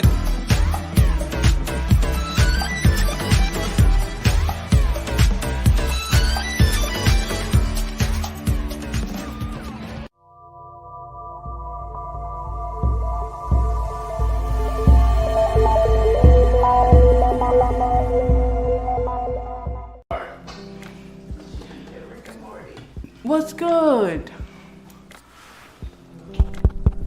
Yeah. Alright, so we're just gonna have you talk to the camera here. Yeah. Be, cautious. This is the school equipment, so we can't be doing all that. But I'm recording. Right. Okay, let's go. Alright. The question is, how was your day? And I want you to tell us from the time you started to now. As much details as you feel needed. How was I day? How was your day? I am I. Okay.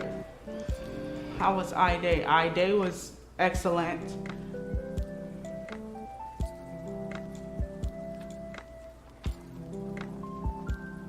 Say that one more time. I day was excellent. So I want you to tell me what you did from beginning to end. All the details. I just did not shit. Like, I did not anything. I did I woke up in my Airbnb and I was like, oh, what am I gonna do today? It's my last day here. How do I accumulate enough of what's on my foot, which is Satan? So I was like, all right, I gotta think of something. So I said, I'm going to Universal Studios. So that's exactly what I did. And then I asked the security at the gate, I said, how do I get to Full Sail University? And then he was like, you just get on the bus and go to Full Sail. I was like, great. I was like, which one? And then I found it. And then I was like, there on the bus, recording me going to the school. And I got there and it was like the most latest event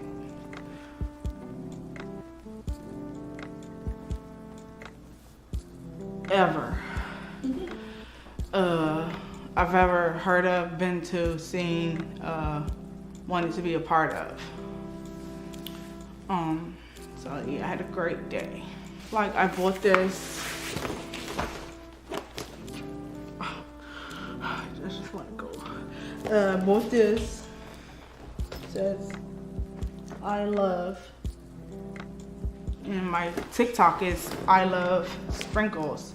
And it doesn't spell it, it's just a heart. So it's just like I have it as I love LUV sprinkles with the Z at the end on TikTok.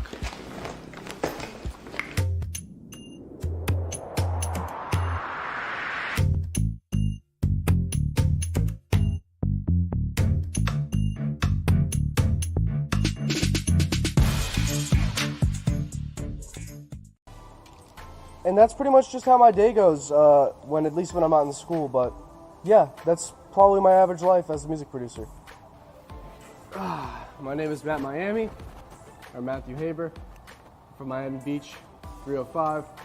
You can find me on Instagram at MATT__Miami. My email is mattmiamibeats@gmail.com, MATTMIAMIBEATS@gmail.com, and reach out. I love hearing what people have going on. I love working with anyone who has a good spirit or anything creative. I absolutely love. So you're watching the Indie Movie Network, and this is Matt signing out.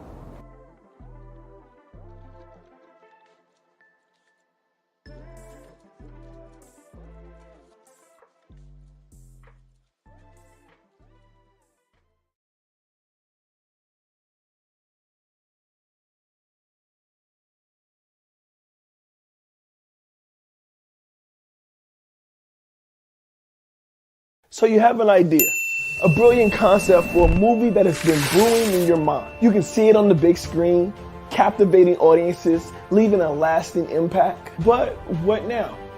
How do you turn that idea of yours into a reality, bringing it into a full-fledged film?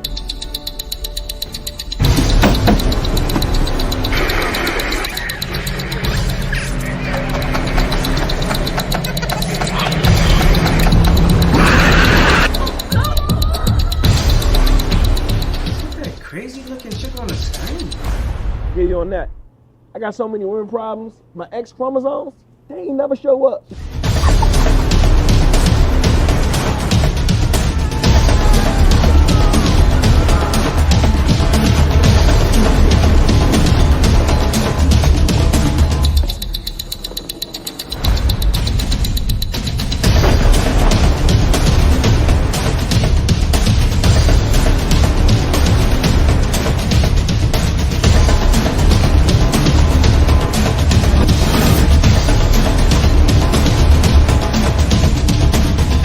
Where we come in. We're a team of experienced producers who specialize in turning your ideas into reality. We take your vision and guide you every step of the way, from concept to the screen. And the best part, it won't cost you a dime to learn how we can turn your idea into a motion picture. Schedule your consultation today with our team of expert producers. We'll listen to your ideas, provide guidance on the entire movie-making process, and discuss how we can bring your vision to life. So don't let your movie get stuck living in your head. Take action now and schedule your free consultation with our team. My name is Emmanuel, and I'm here to help you bring your movie to life into the big screen.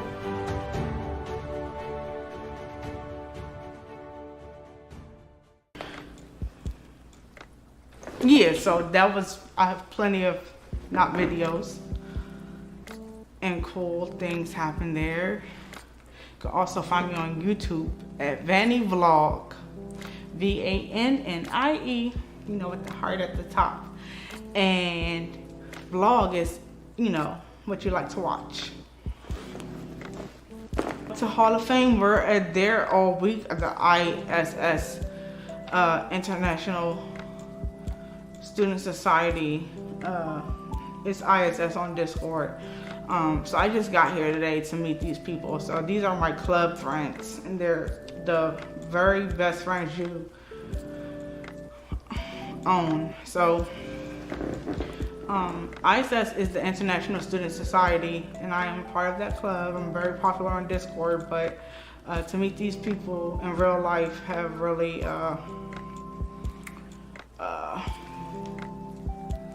brought me a marvelous distance.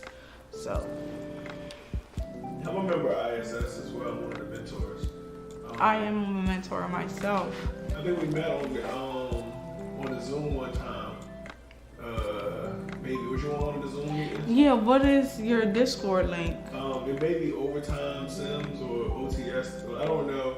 Okay, I remember that name. Okay, yeah. Sims. Sims, yeah. That's Overtime Sims. Yeah, that's me. Really? Yeah. Tell me, talk to me. Really? Yeah. Overtime Sims. God. Overtime Sims. Yeah, I like that. I like the Sims. That game will give you focus. Man, I asked for some chips. I couldn't get those. I asked for a t-shirt. They told me I had to scan the thing. I scanned both of them and put Savannah and Savannah. So I better get 2 t-shirts. No, I'm just playing. I do need a t-shirt though, because I know y'all have laws out here. And I got a tank top on up under this, you know what I'm saying? So I can't be walking around with a tank top on in like March, the middle of March. You know, it's not even the middle yet, so yeah. My favorite part about the Hall of Fame event today on Tuesday, which was the second day. So my favorite part was when our professor got on stage and like, cool, you know what I'm saying? Like, yeah, I love our professors at Full Sail University.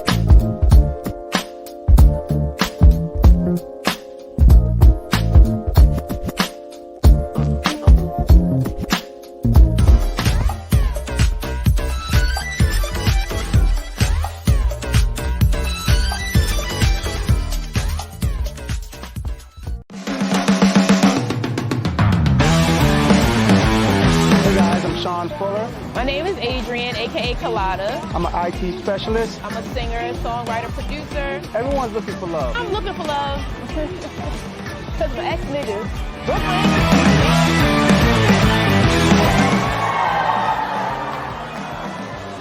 With a touch of ass. Hey, listen, that doesn't let me up. I didn't have much time tonight. Y'all did a hell of a job letting me out of my box. I appreciate the fuck out of it. I really do. Y'all follow me, Uncle G. Follow me on Instagram. Follow me on Facebook. Do not follow me out that fucking parking lot. Thank you for your time, y'all.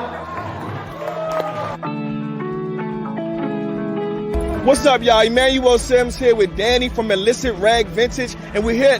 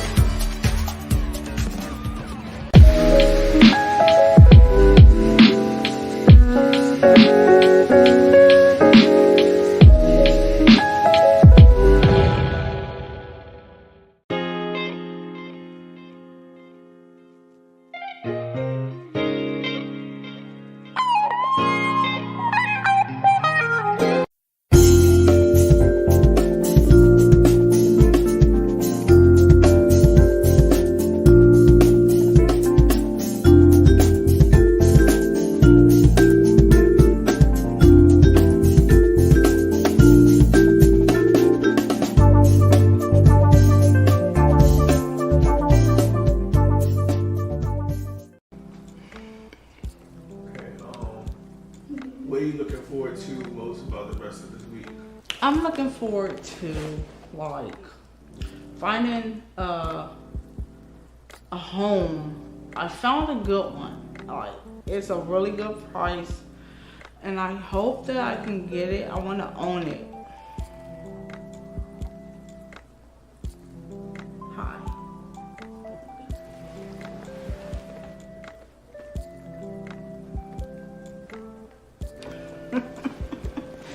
I told you it was high. So what happened after after the For Sale Hall of Fame was over today? At 5, I like went to where that restaurant is on campus. And I sat there for a little bit with Yanni, and then Yanni was like, want to go inside? I was like, yeah. So I went inside with Yanni, and then Yanni was like, bye. I was like, later, bud. And he was like, gone, and I was like, okay, I'm going to do some classes. You know, I gotta get this lecture in real fast, because I was gonna wait there till 10 p.m. to do the lecture, but then I was talking to a buddy of mine, and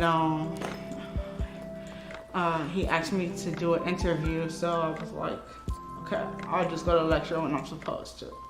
And then I'm here, so, but then I walked around the campus and played and stuff for a little bit. What kind of stuff did you play? I played with leaves and flowers and palm trees.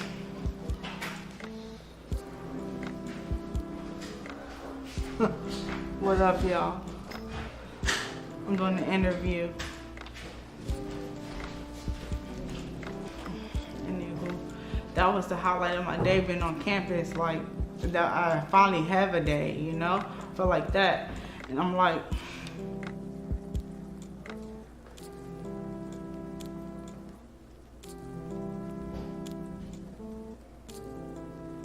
yeah.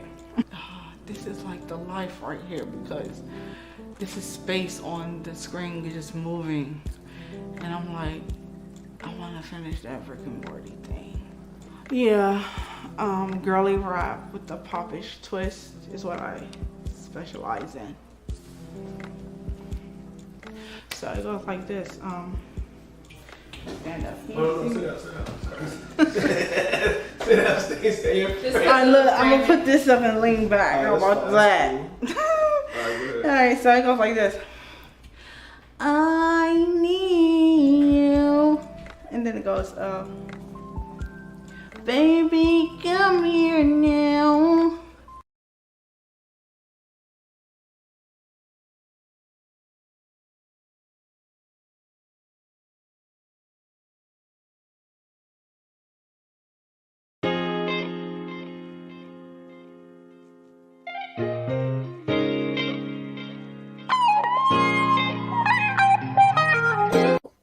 I stopped going to day school to help my mom pay bills. In the middle of the year, I lost my job at this organic express restaurant. When this happened, I was devastated. Night school wasn't for me. I was only there so I could work and pay bills. Without a job, there was no need in me being there. I called a local DJ named DJ Momo, who had started an internship program giving high school kids an opportunity to gain exposure to the music industry.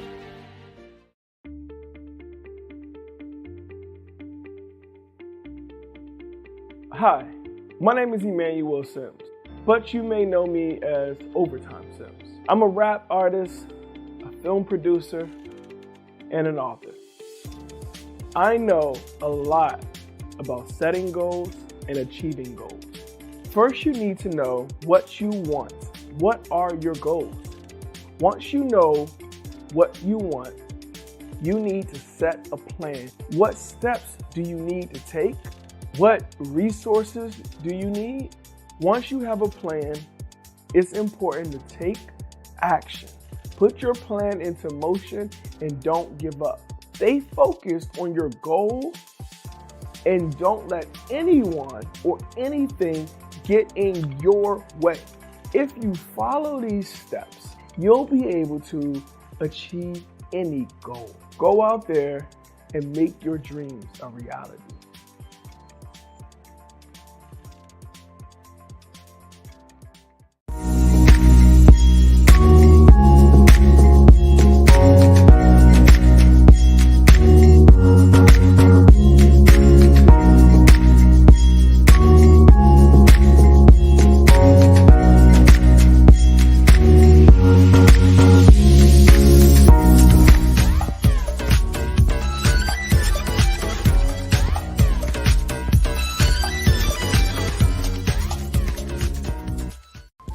Baby, come lay down.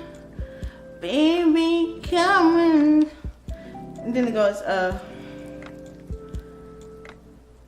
baby, come on now. Baby, come here now. And then it goes, baby, come in my room so I can make love to you. Baby, come in my eyes so I can show you around. I need you. Let me keep going. And then it goes, I need you.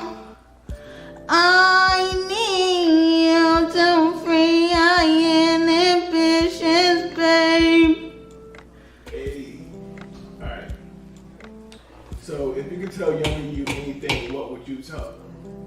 If I could tell who? Younger Youngin. The young version of you. You gonna ask me about a boy?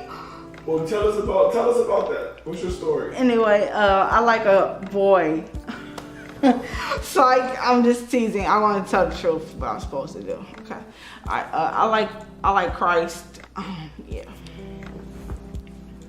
And there's this song I wrote and it goes very hard. Just like very heavy. You know, the very heavy is very hard. You know, so very heavy goes where the spaceship at. So yeah. Alright, so what's something you would tell me? And I am Christ's girl. I am girl Christ. Anyway, I'm a boy, but that's why I said it wrong. What does that mean to you? What? That my name is Corey, the Lord's boy? Because I am Corey, the Lord's boy. I named myself because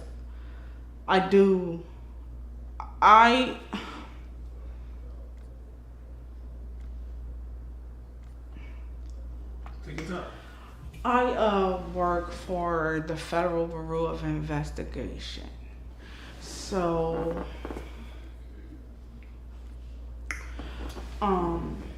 for me to figure that out about Calvin, the Lord, I'd just be here right now. Alright, just tell us your Instagram. Give a shout out to whoever you want to give a shout out to. Guess what? You know me from Instagram. That's how many pages I have. All of you. And yeah, that's cool. Show that cute boy now. You got any shout outs you want to say at the end? Yeah, I want to shout out Samson. Dream Steel. Yeah, I want to shout him out. Ouch. Hold on. My foot. Samson did that, but ignore it. Anyway. What did Samson do? Nothing, not shit. Hey guys, I'm Sean Fuller. My name is Adrian, aka Colada. I'm an IT specialist. I'm a singer, songwriter, producer. Everyone's looking for love. I'm looking for love. Because my ex-niggas.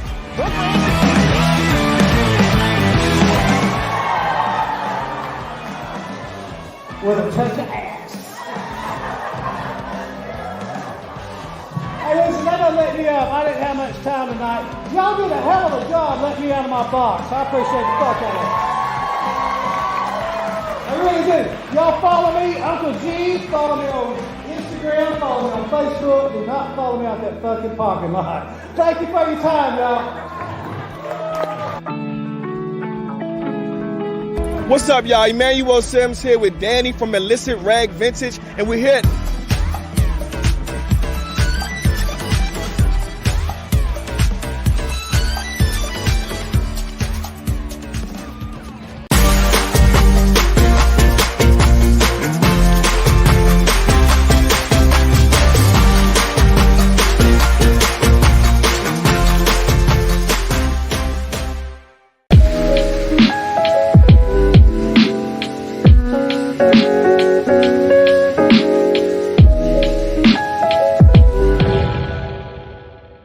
This is Audible. The action.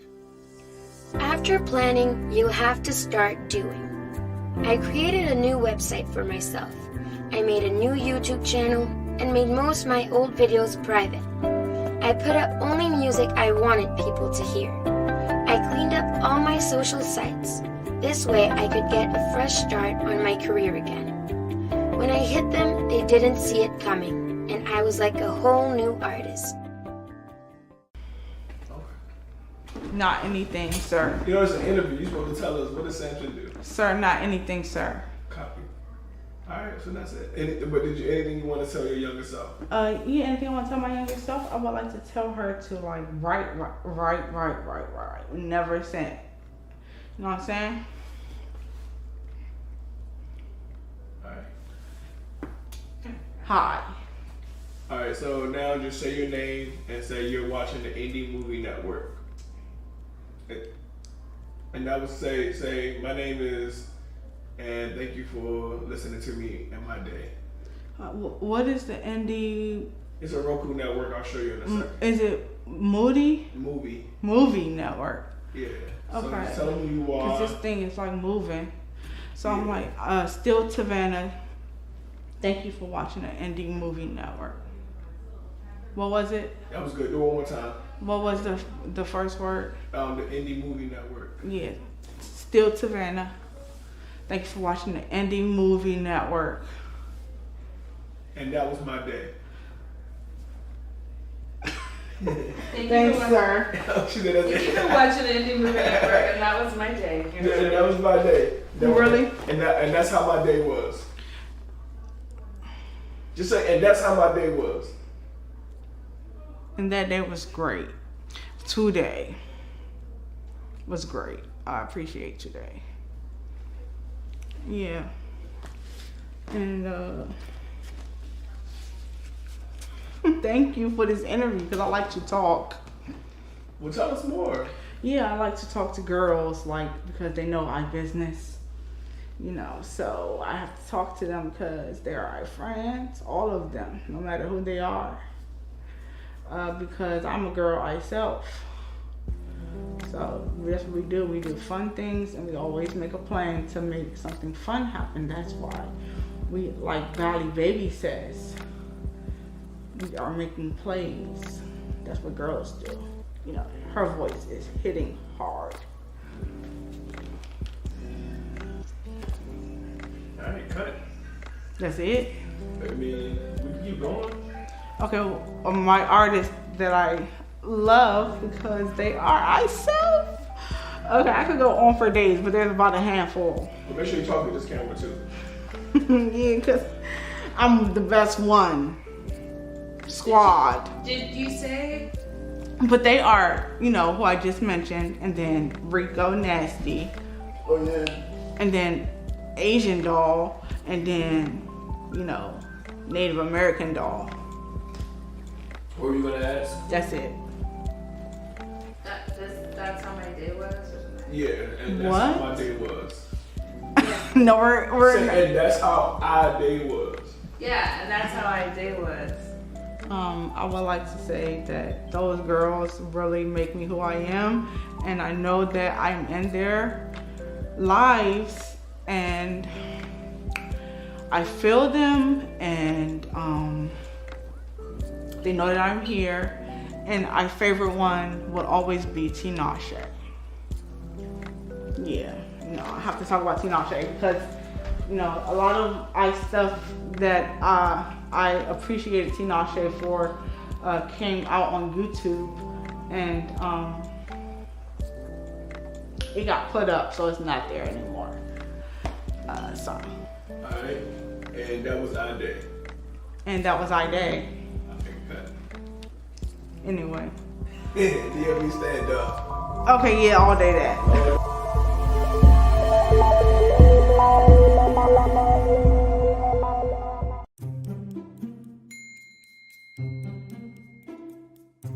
Hey guys, Emmanuel Sims here. I just want to give a big thank you to the Pike County Public Library District, allowing us to read our new book, My Feelings Families by Yasmin Beeks and myself, Emmanuel Sims. We had an amazing time. We got to do the chessboard with Noah, and Noah got to build his own book, which is amazing because that's great exposure, right? And the kids really enjoyed the read. So I just want to say thank you. Absolutely. Me too.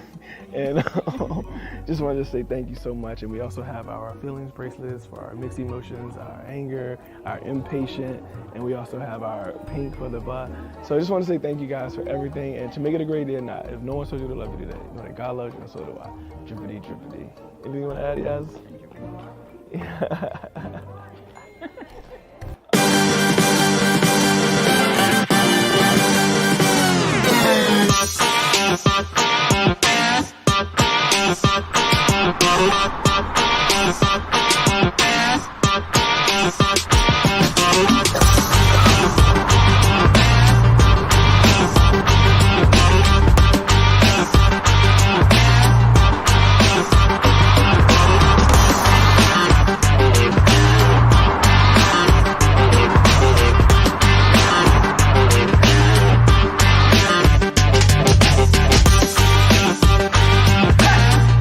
Outside of the Noah Can series, I do create mental health content. We have some meditations. We also have a book called My Feelings Family. We created that book to explore different feelings and to let people know, or specifically for kids, to let them know what the actual feelings are and that it is okay for you to feel those particular feelings. But we create a dialogue with each of the characters that you'll be able to identify, what the feeling is, because the sentence that accompanies the picture is like a twofold, where you actually see what the feeling looked like, but there are also some of the things that you would say or experience when you are, feeling that emotion, so that you're able to recognize it. Hi, I'm impatient, but wouldn't you be too if you had to wait this long to be introduced? Learning about your feelings and how you're feeling, just being aware of what you're feeling is important, so that you're able to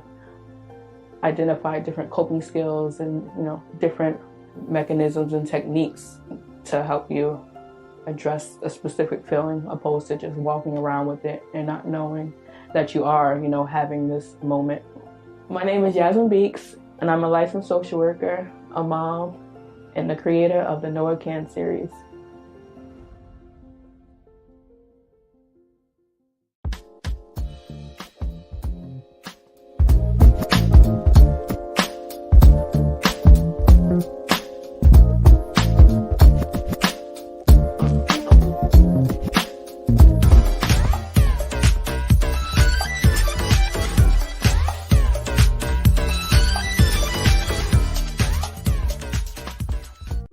How do you live with yourself? How many old people a day do you con into getting their social security and credit card? You slimy bastard. You know what? I hope tonight on your way home you get hit by a bus. You hear me? From the creative mind of Emmanuel Sims. When the annoyed find themselves even more annoyed. Potential scam, starring Electin.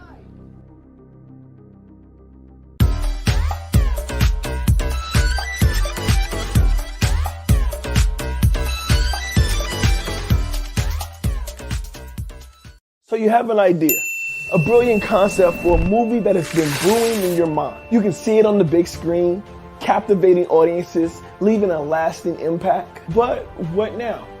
How do you turn that idea of yours into a reality, bringing it into a full-fledged film?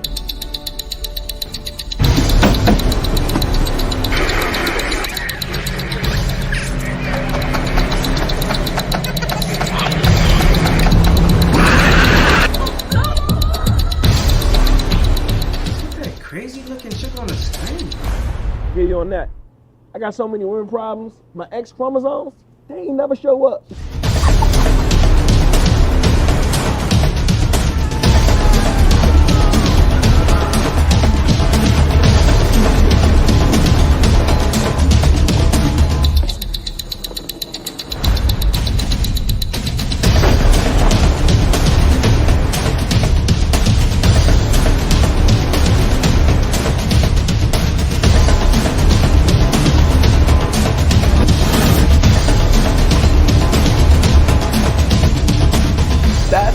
Committee. We're a team of experienced producers who specialize in turning your ideas into reality.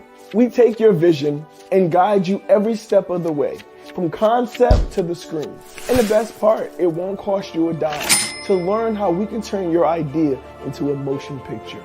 Schedule your consultation today with our team of expert producers. We'll listen to your ideas, provide guidance on the entire movie-making process, and discuss how we can bring your vision to life. So don't let your movie get stuck living in your head. Take action now and schedule your free consultation with our team. My name is Emmanuel, and I'm here to help you bring your movie to life into the big screen.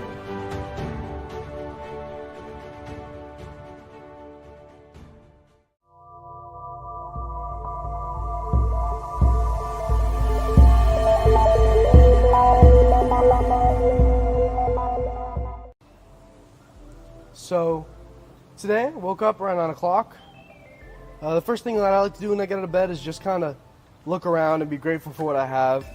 You know, I've got good health, I've got a happy family. That's all I can really ask for. So I woke up, I made myself some breakfast, eggs and toast. And what I like to do when I wake up and I don't have class is I like to get straight to learning. So I woke up and I watched a master class by Paul Willie Womack Green on his mix of Ella Mae Flossie's song Riverside. And that took just about 2 hours. Around lunchtime, I'll go ahead and get some lunch. I like to go for a drive, so I took a quick drive. I absolutely love my car. I like building cars, I like working on cars. Today I watched a masterclass by Paul Womack Green on his song with Ella Mae Flossie called Riverside. And I picked up quite a lot of important information on stuff like compression ratios and learning how to mix low end. I have a lot of low-end frequencies of my music, and for me, picking up on any sauce or valuable information that has to do with making your low-end sound as clean as possible, that's always valuable for me. You know, a lot of rap music today, a lot of trap music, house, all the music that has a lot of heavy low-end is very moving in a certain direction, but we don't see the mixes growing in quality a lot of the time, and that's something I want to take in when I do my music as a trap, rap, and reggaeton producer. So, he was talking about mixing basses and 808s, layering them. That was a very interesting topic to me, as well as how he mixes background vocals. And that's something I have issues with quite a bit. So, learning that information really added to my day. So, I wrote it all down in my notebook, and I headed out for a little drive. And, I went out to Ecomahatchee Trail and drove about 5 or 6 miles and came back. I think for me, driving is something I have to do before I go and get into a deep state of thought, like mixing, as I went back to my apartment and I started to mix a record for my artist, Storm 2X, Brian Harley Storm, my boy. Euphoria coming soon. Euphoria coming soon. Stay in touch. Euphoria.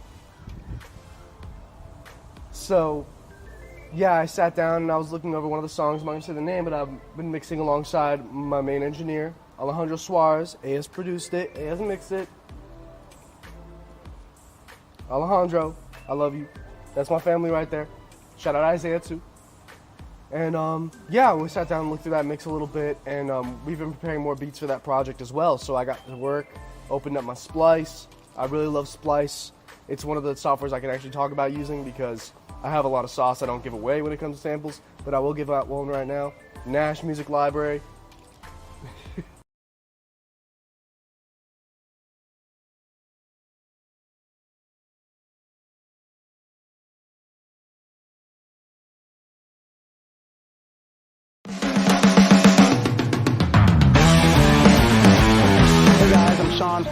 My name is Adrian, aka Colada. I'm an IT specialist. I'm a singer, songwriter, producer. Everyone's looking for love. I'm looking for love. Because my ex-niggas.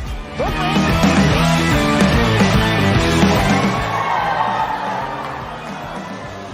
With a touch of ass. Hey, listen, that doesn't let me up. I didn't have much time tonight. Y'all did a hell of a job letting me out of my box. I appreciate the fuck out of it. I really do. Y'all follow me, Uncle G. Follow me on Instagram. Follow me on Facebook. Do not follow me out that fucking parking lot. Thank you for your time, y'all. What's up, y'all? Emmanuel Sims here with Danny from Illicit Rag Vintage, and we're here.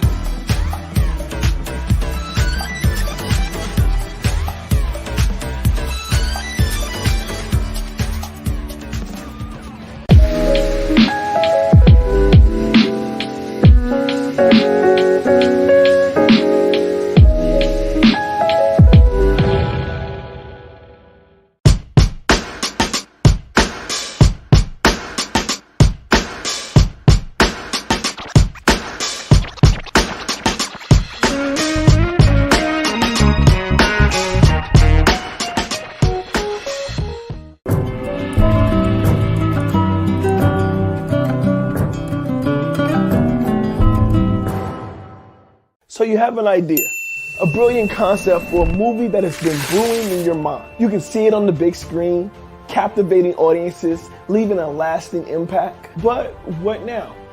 How do you turn that idea of yours into a reality, bringing it into a full-fledged film?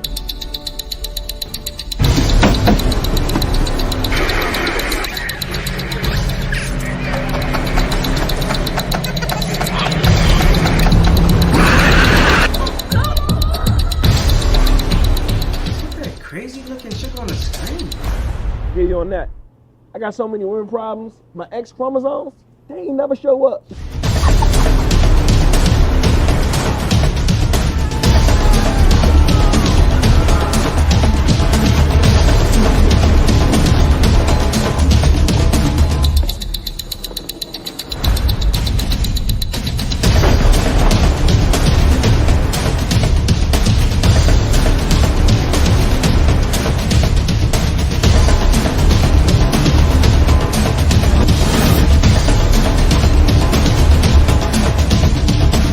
That's where we come in. We're a team of experienced producers who specialize in turning your ideas into reality. We take your vision and guide you every step of the way, from concept to the screen. And the best part, it won't cost you a dime to learn how we can turn your idea into a motion picture. Schedule your consultation today with our team of expert producers. We'll listen to your ideas, provide guidance on the entire movie-making process, and discuss how we can bring your vision to life. So don't let your movie get stuck living in your head. Take action now and schedule your free consultation with our team. My name is Emmanuel Sims, and I'm here to help you bring your movie to life into the big screen.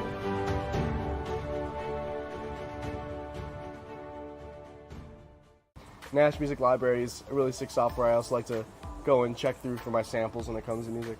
So I went through, got some samples, I made about 4 beats, and didn't do any rough mixes or anything. I decided it would be a good idea to hit the gym, you know, gotta get the blood flowing, promotes good mental health.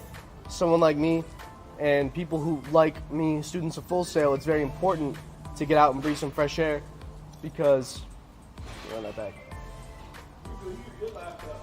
Oh, true. I'm using different audio, all right. Around 5 o'clock, I hit the gym. For me, nothing crazy. I'm not a bodybuilder or anything, but for me, getting outside and getting your blood flowing is really important.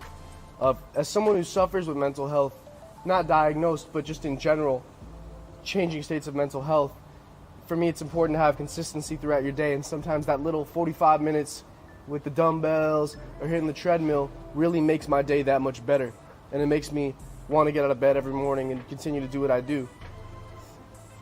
So I got back home, I made a little bit of food, and around 6:30 I was getting ready to link with some other producers, engineers, and start working on some collab tracks, getting ready for this project still. For me, what I like to do before I'll go into a session with other producers, and I like to check out samples, I like to run through records. I have a huge crate of records sitting in my apartment. My entire walls are all covered with original 70s, 60s, 80s jazz vinyls, pop vinyls, disco hits, metal, anything you can imagine. I have 2 signed Metallica albums. I've got a really rare Nathan Page record, 1979 Invitational Jazz, hanging up there. I've got a Coltrane Pharoah Sanders, a Japanese print. I got some pretty cool stuff I just like to listen through to. So I'll set up my system. I've got a nice little system on my house. I got 2 monitors set up and some JBL 305 Mark IIs. And I like to let them sit for a second. I like to hear out the sound of my room. And when I come in, me and my producers, usually whenever I'm working with someone, it's a sit down and talk before we get straight into the business. This is Audible. The action. After planning, you have to start doing. I created a new website for myself. I made a new YouTube channel and made most of my old videos private. I put up only music I wanted people to hear. I cleaned up all my social sites. This way I could get a fresh start on my career again. When I hit them, they didn't see it coming, and I was like a whole new artist.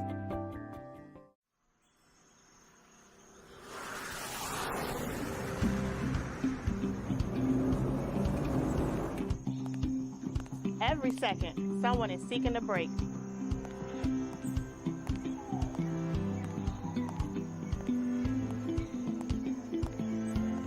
A sanctuary just for you.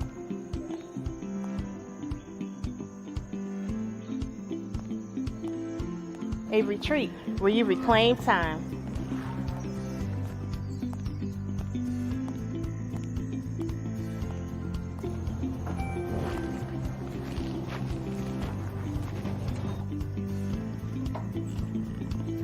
All moms deserve a break.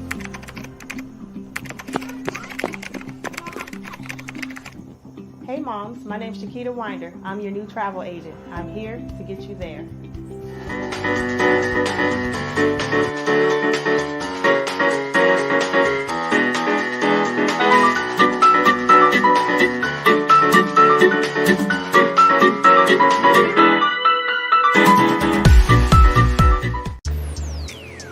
Thank you for the princess. What can I get for you? Now, I know you know that Princess is a driving service. Hello? Pickup service. Oh my God. Thank you. And dining service. But did you know that they host events? Now that's a jackpot. Pepper! Reneging is not allowed. Gang, chicken and waffles on y'all. You can even come through for a good word, too. Am I helping somebody today? Glory. So pull up to Princess, where the experience is always royal.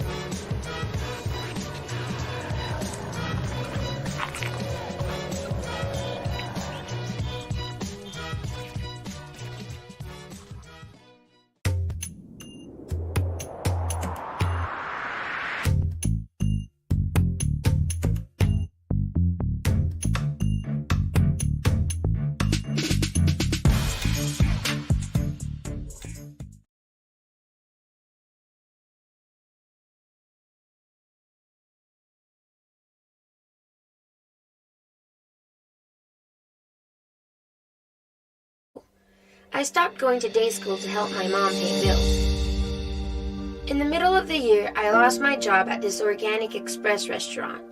When this happened, I was devastated. Night school wasn't for me.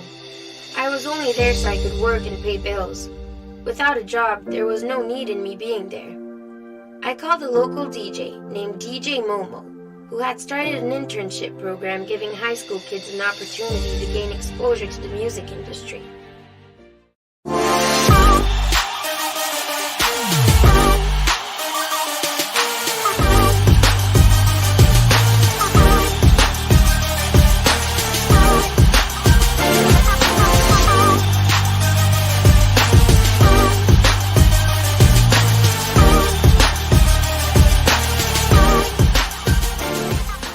So you have an idea, a brilliant concept for a movie that has been brewing in your mind. You can see it on the big screen, captivating audiences, leaving a lasting impact. But what now?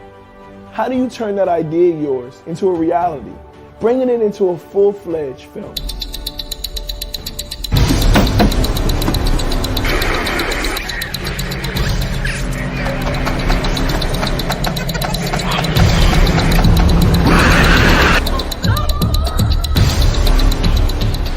Crazy looking chick on the screen. Hear you on that. I got so many women problems. My X chromosomes, they ain't never show up.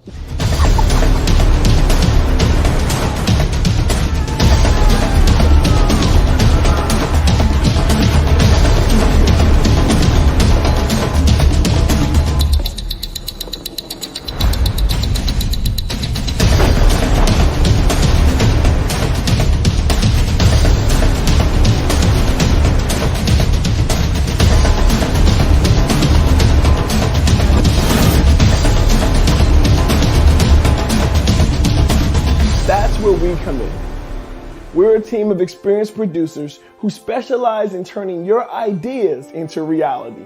We take your vision and guide you every step of the way, from concept to the screen. And the best part, it won't cost you a dime to learn how we can turn your idea into a motion picture.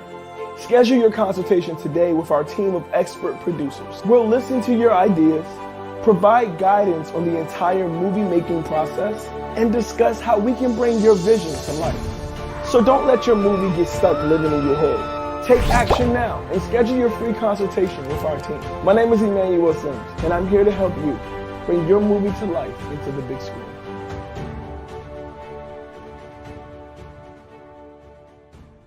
In a business where vibes are a key to what you're doing, I feel like getting in someone's head how their day has been, what's going on in their life, just a little bit can help you reflect on what you want to do, especially when you don't have a creative direction in some points.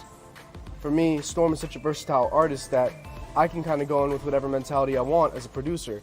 So sometimes working with another one to hear about, oh, what's going on in your life? How was your day? What have you been listening to? Oh, you've been listening to Justin Timberlake? Maybe I want to make some stuff like Pharrell today. Who knows? So I like to keep a very open mind. So at night, some session ran. We had a great time. I think we pumped out about 5 or 6 beats, not fully mixed yet. When I produce, I'll do a rough idea and I'll lay out chorus and verse, and then I'll come back to it when I'm doing mix and arrangement, and then I'll do a master. But I like to take my time when it comes to arrangement because I feel like it adds a lot to the music. So post is about 11 o'clock. I hit up a couple of my friends in my car club. Like I said before, I love to drive. So around 11 o'clock, usually at night I also like to take a little drive. I'm very big on driving. For me, it's something I've grown to love throughout the ages. I got my license during quarantine. I'm a young person, and it was a really rough time for me. So getting out on the road and having fun with my buddies was really important to me.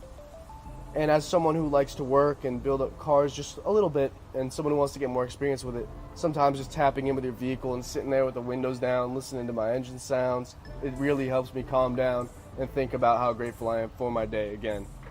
I'm someone who's very blessed with a healthy family and positive living, and I get to live my dream every day. I don't like to take it for granted. I have a great group of friends, and I couldn't be happier with my life, to be quite honest. I don't think I could have anything better going on. A lot of people talk about money or fame. Those are two things I have never chased in this business, and something I hope that I can continue to stick to, as my roots are really with the people who have supported me since I have been working on the demo of FL Studio and running the output headphones of my interface into the input because you couldn't export tracks.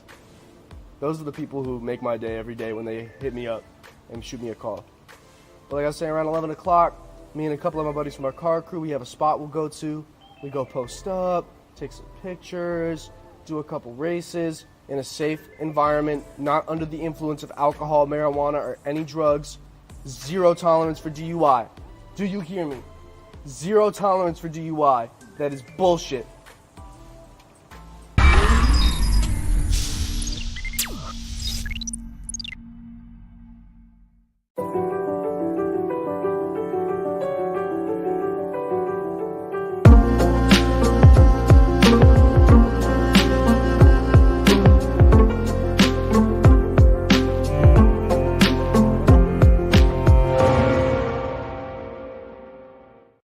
Toxic for no reason. I sit and I drown. You should try Grounded. And time seems to fly. No fight in a fight. The demons that surround me now. A lot of times we get lost in our head. I'm sad for no reason. Ruminating thoughts. My heart made of stone. The bones they are weak. My tears they are scary. And darkness consumes me now. I'm too far gone to reconcile my haunted past. It's not meditation. I live with this weight now. It's grounded. You don't even gotta close your eyes. With this weight now. I'm too far gone to turn back now. I'll just fight this till light comes around. I'm too far gone.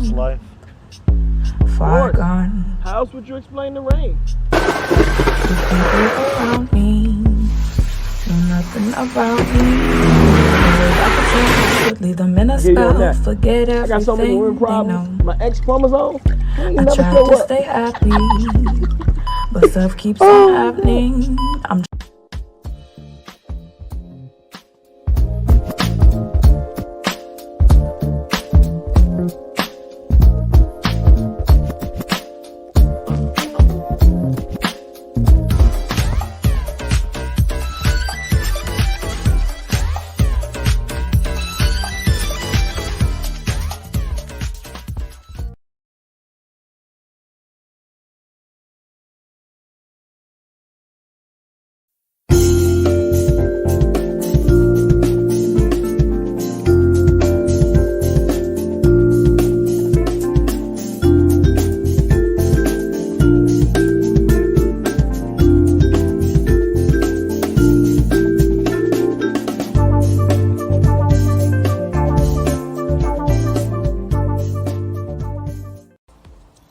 call an Uber, call a friend. It is 2022. If you're drinking and driving, there's no such thing as a right way to do it. That's all my life. So we'll go out. We have a very secluded area we go to. We'll do some pulls. We'll have a nice time, obviously in a safe way. And yeah, I'll come home, and before I like to go to bed, I like to call a family member. I like to reach out to someone and just try and make their day just a little bit better. So I call my mentor. He's a late night guy. I have worked with him since I was about 12, 13 years old. He's a very, I consider him a brother to me. His mother used to do housekeeping in my house when I was a child, and I grew to do music, and he was always in the music business. I'm not going to say names of studios or places, but I will say that Walter Jones, DeCombo, Anibal, Richard, Gabriel, shout out to Alexa and Jose as well, and just everyone who made that team such an amazing thing, and it's such an amazing experience for me. I can't thank you enough. A couple other people I can thank every day is my grandpa Marty, Kevin Gomez, Jungle, Young Mojio from Jug 2K. All the Jug 2K guys inspired me quite a bit. You know, I really feel grateful for all you guys in my life. Andrew from the spot on 71st. Some of my guys from Mustard Service. I have a lot of people who make me want to get out of bed every day and do what I do. A lot of people who push me to that next level every day. So for me, reaching out to someone, especially people who made my experience with life so much better, is really important. I'm a very person who likes to treat people right. To me, having someone just call in and check on me can make my whole week, because, you know, in this game, there's not a lot of people like that. There's not a lot of good souls. A lot of people are just in it for themselves. And when you have people who are so much more successful than you and have so much more experience reach out to you and say, you're killing it, you're doing great, I listened to that last thing you sent me, whether it be, oh, I heard that thing you posted on social media or whatever it is. Sometimes for me that's a really nice thing to hear, like that my creative work actually gives people pleasure and makes them feel good about themselves, or people enjoy it. So, like I said, I like to reach out to someone towards the end of the day. Even if they're not up, leave them a voicemail, shoot them a text, post a photo with them, be like, I missed you, or whatever's going on. And that's pretty much just how my day goes, at least when I'm out in school. But yeah, that's probably my average life as a music producer. My name is Matthew Haber from Miami Beach, 305. You can find me on Instagram at MATT__Miami. My email is mattmiamibeats@gmail.com, MATTMIAMIBEATS@gmail.com, and reach out. I love hearing what people have going on. I love working with anyone who has a good spirit or anything creative. I absolutely love. So you're watching the Indie Movie Network, and this is Matt signing out.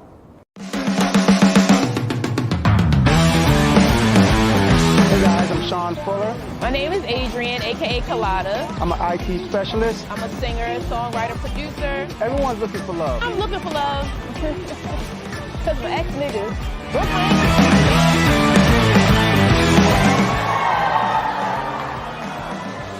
With a touch of ass.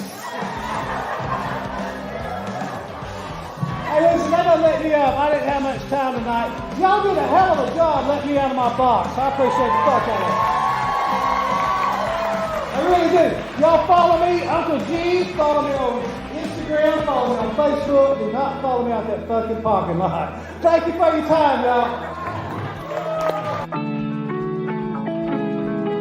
What's up, y'all? Emmanuel Sims here with Danny from Illicit Rag Vintage, and we're here.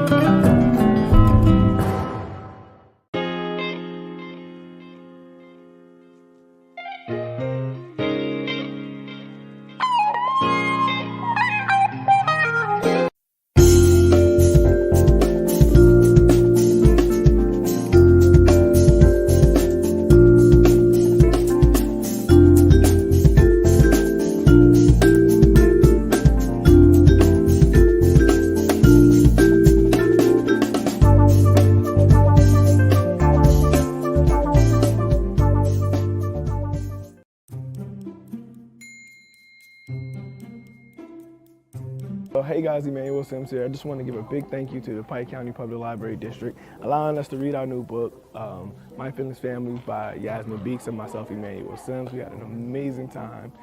We got to do the chessboard with Noah, and Noah got to build his own book, which is amazing because that's great exposure, right?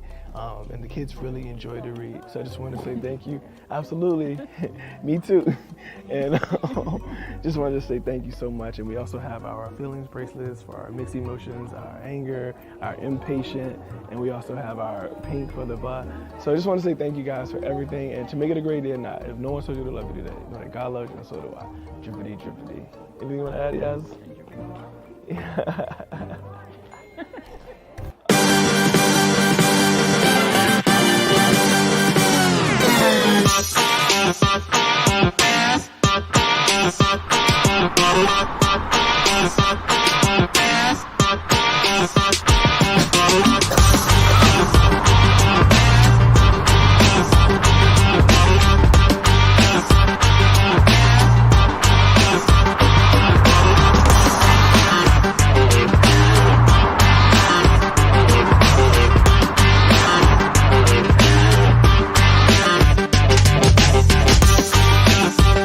Hey, this is Dwight Dale, an Urban Rastaman, and this is How Was Your Day?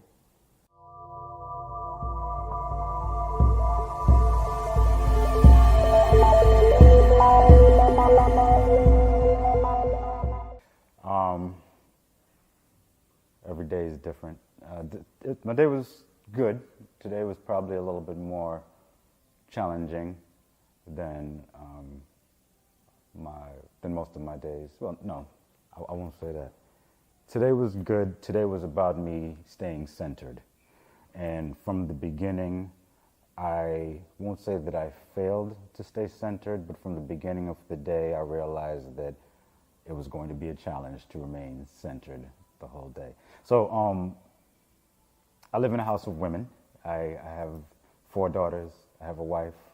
My mom lives with us. I'm surrounded by estrogen. I'm probably the most centered in the household outside of my mom. She's my focal point. She feeds into me as well.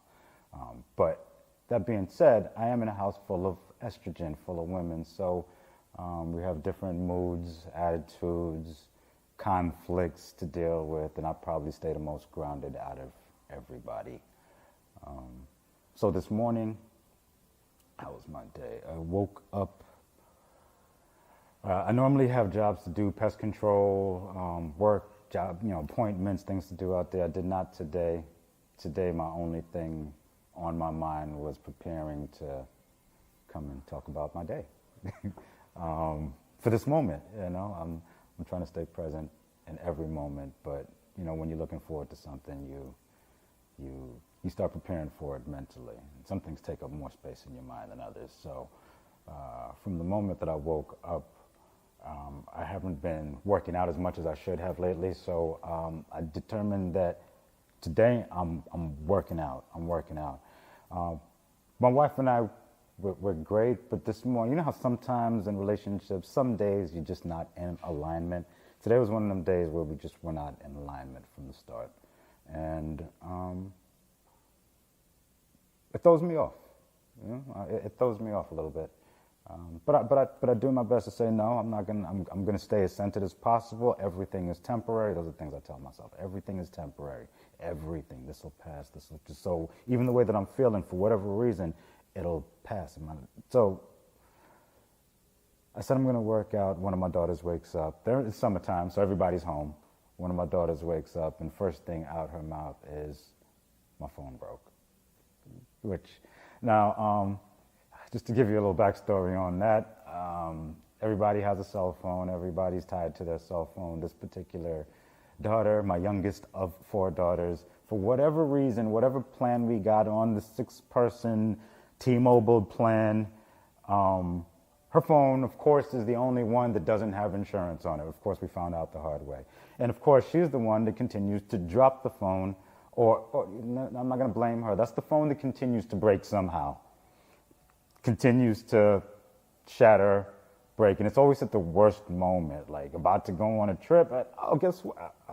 So So today was another one of them days. Worst moment, I wouldn't say worst moment. I think she came to me with it last night when it was starting to give her some problems, but I was just too out of it and I fell asleep. So I had to deal with it as soon as she woke up, and she was not having it. Now, because we've been through it with this child previously, I do have a backup phone right in the drawer next to my bed. So as soon as I calmed her down for a moment, I was able to get the SIM card out of her phone and put it in the backup phone, which of course doesn't have Roblox and all the other things that her current phone has. So it's not the same, but at least she's still connected to the rest of the world, and it does create new problems. Like, I don't have everyone's number, so how am I gonna know who's texting? New age problems, you know, I didn't have that. I didn't even have a phone. I didn't even have anyway. So she's 10, by the way. So anyway, even though not necessarily in the best mental state as soon as I started my day, I had to deal with this. And this is the regular, and I've already brought myself to the notion that I'm going to have a bad day every day if I don't expect every day to not go according to plan. That being said, I expect every day to not go the way that I plan it. So I flow like water, you know. Anyway, so the daughter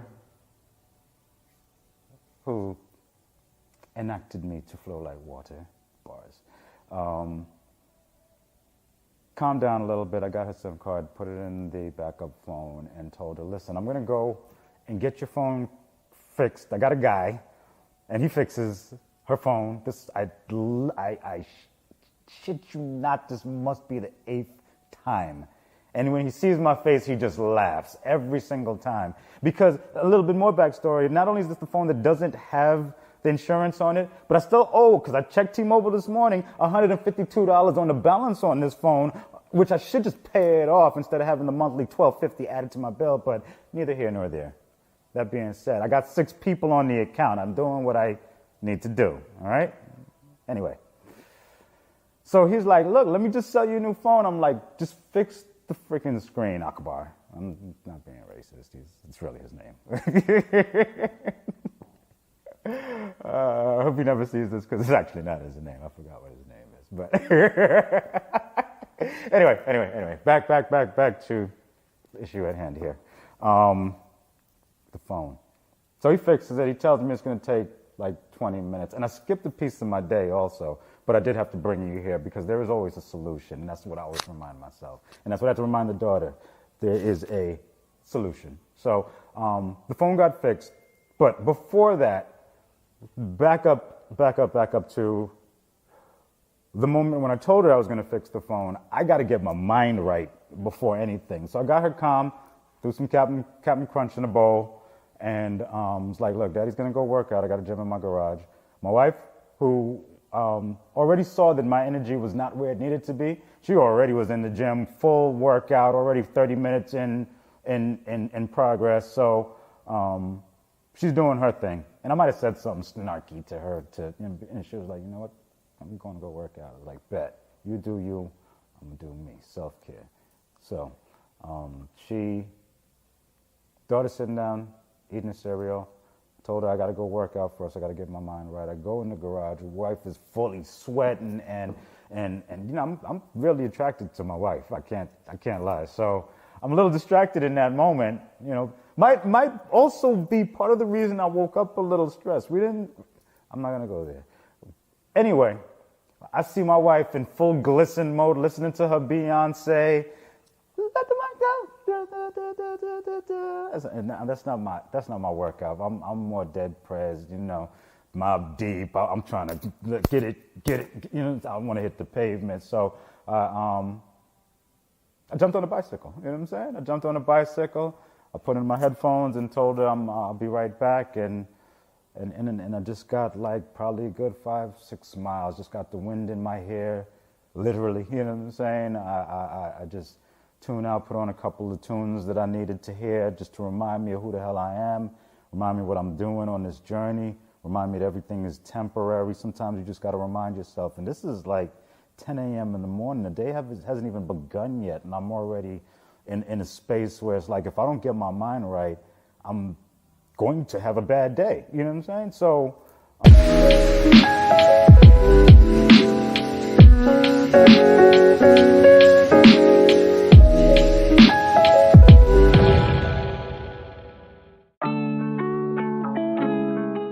y'all doing? How y'all doing? This is BT African Arts. We're a family-owned business. What we offer is shea butter, and as you can see behind us, we got a couple different clothing items, dresses, skirts, blouses, pants, all the above. Where can they find us? BTAfricanArt.com and on Instagram at BT African Arts. Tap in, see us, follow us, and we're gonna show you what you like. Yo, we have shea butters, we have oils, and we have all these beautiful dresses just for you. Meet us anywhere. We are a Black-owned business. We are working, we are striving, and we come to you. We want to give you the best products. This is made out of raw shea butter and oils only. We don't do none of that synthetic stuff. It's antibacterial, antifungal, all the antis, all the good stuff. We got it right here for you. No artificial flavoring. That's right. Just Thank like you so that. much. Like you, boss. Later.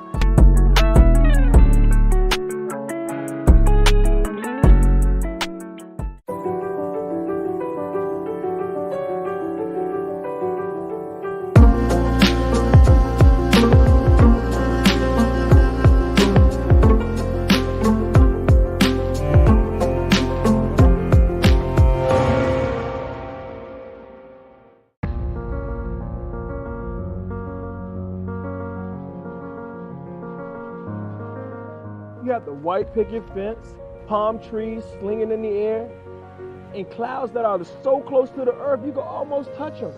They just sit up there living their best life, bro. Clouds got the best job. You ever think the clouds get depressed living their best life? Of course. How else would you explain the rain?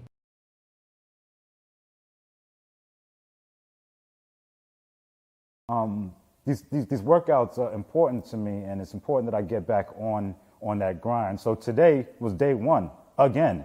You know what I'm saying? And if tomorrow's got to be day one again, then so be it. But today was day one again, and today was such a good day one, motivated by that fury. I won't even say fury, but that fire that I had in me from a little bit earlier pushed me a little bit. I worked out a little bit harder, and it felt good. And once I was done, I was like, hey, I'm about to go fix your phone. My wife was like, hey, I'm going to jump in with you. And we went to the store and dropped off the phone back to where I told you before. Akbar laughed at me like he always does. And our phone was fixed in 20 minutes like it always is. He always has the screen. He expects me to come, I guess. You know what I'm saying? So we stopped at Walmart. We had a little grocery list in the car and did our parental duties, and for us, sometimes we're just so caught up with the everyday of life that sometimes that time going to the grocery store, going to Walgreens or Walmart at 3 a.m. in the morning for an hour, that's a date for us. You know what I'm saying? When you're parents and you dedicate your entire life to just grinding and taking care of your children, sometimes you forget the reason that you even started and what you got into it in the first place for. So, sometimes even if I'm not in the mood, and my wife's like, can I come with you? And I'm like, all right. And then within a moment, I start taking myself down that list. Like, what if you didn't have a wife? What if she wasn't here? What if you didn't? And it's like, wait a minute. No, of course you come with me, darling. Whoa, what's wrong with me? You know what I'm saying? Sometimes you got to put perspective in your own head because we take things for granted sometimes. And I know I do. So I got to always remind myself the things that I love. And this world around me is a world that I built, so I can't get frustrated with it.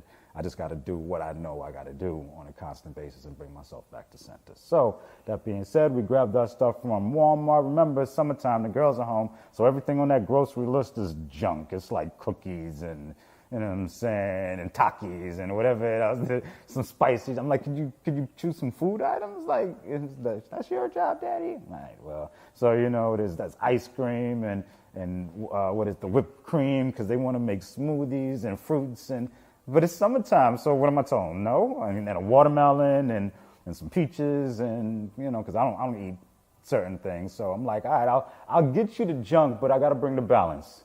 So I'm gonna bring the cherries and the apples and the grapes and the blackberries and the rest of the fruits, and we got tomato. They love tomatoes, and I got tomatoes growing in the backyard, so we go in the back, and so. Yeah, I'll get the junk because they're children, but I'm gonna bring the balance in, and they love that too. So, got home.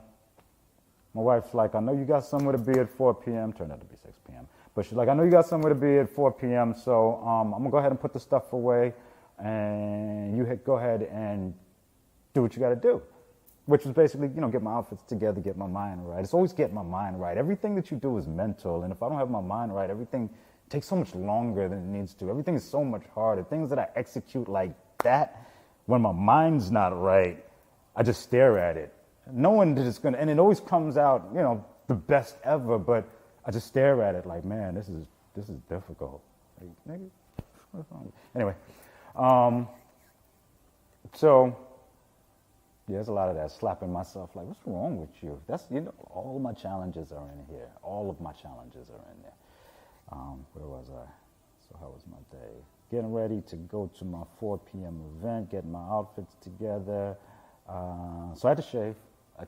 I used to be a barber in one of my past lives, so when I finally fired my barber, because funny enough, he has a whole franchise of barbershops. Shout out to Urban Styles Barbershop. What up, Charlie? But funny enough, in high school, I used to cut his hair in the garage, and I don't cut hair that much anymore, but he's got a whole franchise of barbershops, so whenever I did go to a barber, I made sure I patronized him, because that's my people, and that's how I operate. It's the love. It's reciprocal. That's the word I like to use. So, but anyway, I fired him one day when I decided to be free of everything. Like, why am I paying somebody to do something that I know how to do? Like, I used to cut his hair. Yeah, I support his business. However, at the same time, while I'm trying to grow and do what I need to do, I need to do what I need to do. So I went back to cut my own hair and doing my edge, and I used the Beijing and edge up and all that, and knowing that I was going to be on camera today, I had to do all that. And even though I'm the urban Rasta man, but I'm the urban Rasta man, you know what I'm saying? So I got to still keep a certain level of, pristine cutting and things. It's a balance. It's a balance. It's like I'm a Rasta. I might grab some fish out the sea, but I'm a city boy. You know what I'm saying? I need Wi-Fi. You know what I mean? I'm an urban Rasta man. Urban, actually, people misconstrue the term and think that it means black. Urban means city. So, if I'm an urban Rasta, I was born in Queens, New York. Jamaica, Queens, no doubt. But I am Jamaican, you know what I mean? Spend time in Jamaica and in Jamaica, Queens, funny enough, growing up. But yeah, I grew up in the culture, but I grew up in New York. I grew up in the city, so I'm a city boy. I live in Florida now because it's nice and hot. I can't deal with the snow, can't deal with the cold. I lost my train of thought. You was telling us about your wife gave you, she was letting you know that she know you got somewhere to be at 4 o'clock. Yeah, so I shaved. Right after that, you shaved? Yeah, I shaved. And that's also my me time, because remember, I'm in a house full of women. So for me to get the bathroom, either to blow it up or to shave or whatever I got to do in the bathroom, I almost got to schedule that time. It's like everyone's like, uh-oh, daddy need the bathroom. Uh-oh, you know what I'm saying? Like, yo, there's 2 in the house. Come on. Why everybody got to be in my bathroom? Like, but I get it. So anyway, but I needed the bathroom, so. And I don't be doing nothing either. What y'all be doing Anyway. So they cleared out in that bathroom time. I guess I do know what they be doing. That's my time. You know what I'm saying? That's my time for me to get my mind right. I play my music. I'm edging up. I'm shaving. I'm naked for a few minutes. I'm not naked for a few minutes. I'm sweating. You know what I'm saying? Whatever you do in the bathroom, that's what you do. That's your time. You know what I'm saying? It's like being in here, just a little wider. You know what I mean? And so, yeah, so I took my time, edged up, and then jumped in the shower and washed up, cleaned up, and then started ironing out my clothes to get ready to go to my 4 p.m. And my wife, who likes to iron my clothes, was like, let me do that for you. She was doing her hair, and I was like, nah, this is my time. I like to do things for myself. This is therapy. I don't have to do nothing else but iron my clothes. Man, you look so much like my nephew. It's crazy. But I don't have to iron. I don't have to do anything else. So let me iron the clothes. And I did. Lined up everything that I needed to. And like any time I need to be anywhere else, I try not to rush, but I always end up rushing. And got everything together. Ate something real quick. And what'd you eat? Sometimes it's hard to find what to eat because I'm limited in my options sometimes. So I had some leftover egg foo young from the Chinese restaurant from the night before, and some white rice, And it comes with this gravy that you pour on it, but for the second time in a row, somebody threw my gravy away, and there's like 3 patties in there, and I ate the first one, and because it's eggs, I eat it for breakfast, even though it's egg foo young, you know what I'm saying, but I'm hungry. So that next morning, when I went to go find my gravy, somebody threw it away, and I was like, I know we got a can of gravy up in the closet from Thanksgiving, like turkey gravy or something, some kind of gravy, and I found a can. And I poured it on there, and there's another 3rd patty left, and that was the one I ate today. And ate that and poured that in a little Tupperware container, the same little Tupperware container that whoever threw my gravy away washed out the container. So I found it and poured the gravy back into that container. Remember, it's just like 8 women in my house. I don't know who, nor is it important enough for me to pinpoint who threw. So I'm learning to just move on. It's not that important. It's just freaking gravy. But Hey, can we talk? What is it? I wanted to apologize. For what? I've been absent. Okay. I feel like I've been in a dark place for a while. Who even am I? There are days where everything feels so fuzzy. That sounds tough. It has been tough, but I've been trying to get better. I know. Man, I'm really grateful to have your support through all of this. Y'all need support sometimes. You know it, and together we got this. This is Audible. The action. After planning, you have to start doing. I created a new website for myself. I made a new YouTube channel and made most of my old videos private. I put up only music I wanted people to hear. I cleaned up all my social sites. This way I could get a fresh start on my career again. When I hit them, they didn't see it coming, and I was like a whole new artist.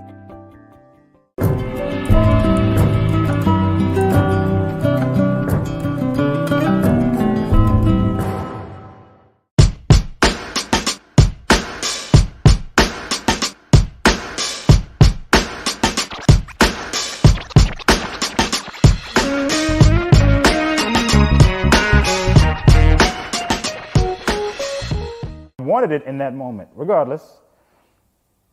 The second patty, I poured out some turkey gravy, poured it on, and poured it in the container. I go looking for the container, and that container's gone. The whole container's gone. Neither one of the refrigerators. So, you know what? I got to eat. So, guess what? I ate some dry, hot, because I overheated it also because I was busy looking for the gravy. Some hot, and couldn't even eat in the amount of time that I needed to because it's too hot now. You know how things just throw off your timing? Because this is supposed to be real quick, just eat for a minute, and then, but now I got to take like 7 minutes because it's too hot and I'm hungry. Let's bring it down. So I ate the dry egg foo young with the white rice. I'm grateful. I'm full still. You know what I mean? I'm good. And then I grabbed a bottle of water and then jumped in the truck. And it's hot out there, man. It's in the 90s out there. It's hot, and I got a couple outfits in there. I actually cranked it up and let the AC blow for a few minutes before I got in because it's blazing out there. And in an effort to continue getting my mind right, I put on some roots reggae music and just started singing along on my ride. And of course, I get interrogated on the way out. Daddy, where you going? I told you, I got somewhere to be. I told everybody multiple times. And it's, where you going? Okay, well, have fun, good luck. So, jumped in the truck with the intention of being clear-headed and coming here. But like I said, I've been trying to stay centered all day, so got my music playing, had to hit me like a thing, you know what I'm saying? And then I was good. And a lot of times, my everyday is just a constant reminder that, hey, Dwight, you're good. You're good. You're good. You know what I'm saying? And I find myself toward the end of the day recapping a conversation I had with my daughter first thing in the morning when I woke up, when she came in all stressed out and my phone, Daddy, and I was like, hey, let's go down the checklist. Did anybody die? Is anybody hurt? Is anything happen that can't be repaired, corrected? Did any of that occur? No? Did you lose anything? My phone. No. Did you lose anything that you can't have back before the day is over? It's stuff. Did you even cut yourself to where there's going to be a permanent scar? None of that occurred. This is stuff. They're things. It's temporary. All of it. You ain't even going to have this phone next year. You know what I'm saying? You're 10. for myself, for my own sanity. You're 10. We're going to have more serious conversations as this down the line. Why am I letting you get me worked up? So I brought myself back to that conversation that I started and the energy that I had to give out during the day, because throughout the entire day I found that the reason I was frustrated is because I was wearing everybody else's energy. And by the end of the day, what I needed was what I gave away first thing in the morning, that reassurance that you're good. So it did come full circle. And it might even be this exact moment right now where it came full circle. But how was my day? Like I said when I started, I'm good. I'm Dwight, I'm the Urban Rock.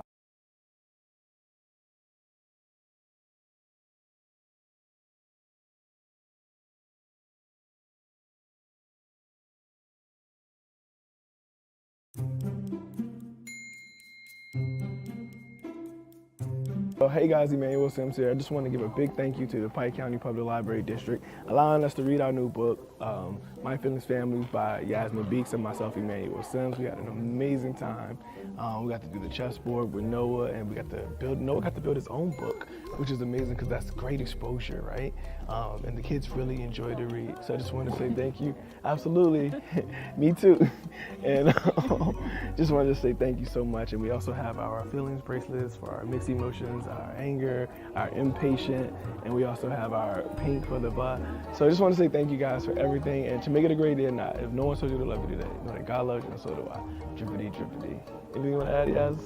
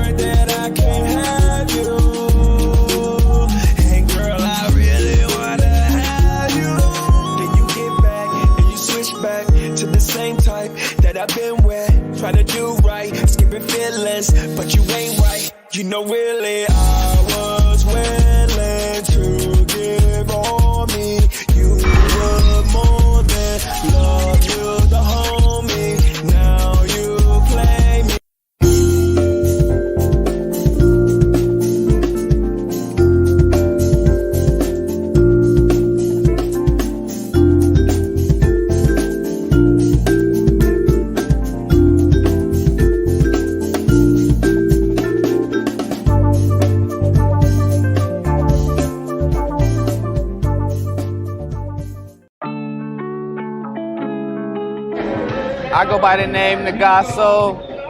You can find me on Instagram at NIGASOUL. Nagaso. And I'm in Baltimore. I'm a Baltimore-based artist. I'm an emotional-based artist. First off, let's clear that up. I'm an emotional-based artist. I'm one of a kind. You're not gonna find too many people like me. And my theme is hearts. I put hearts in all of my pieces, and I use a half a heart as my theme symbol because we all broken in some way. So come follow me at NIGASOUL at Nagaso.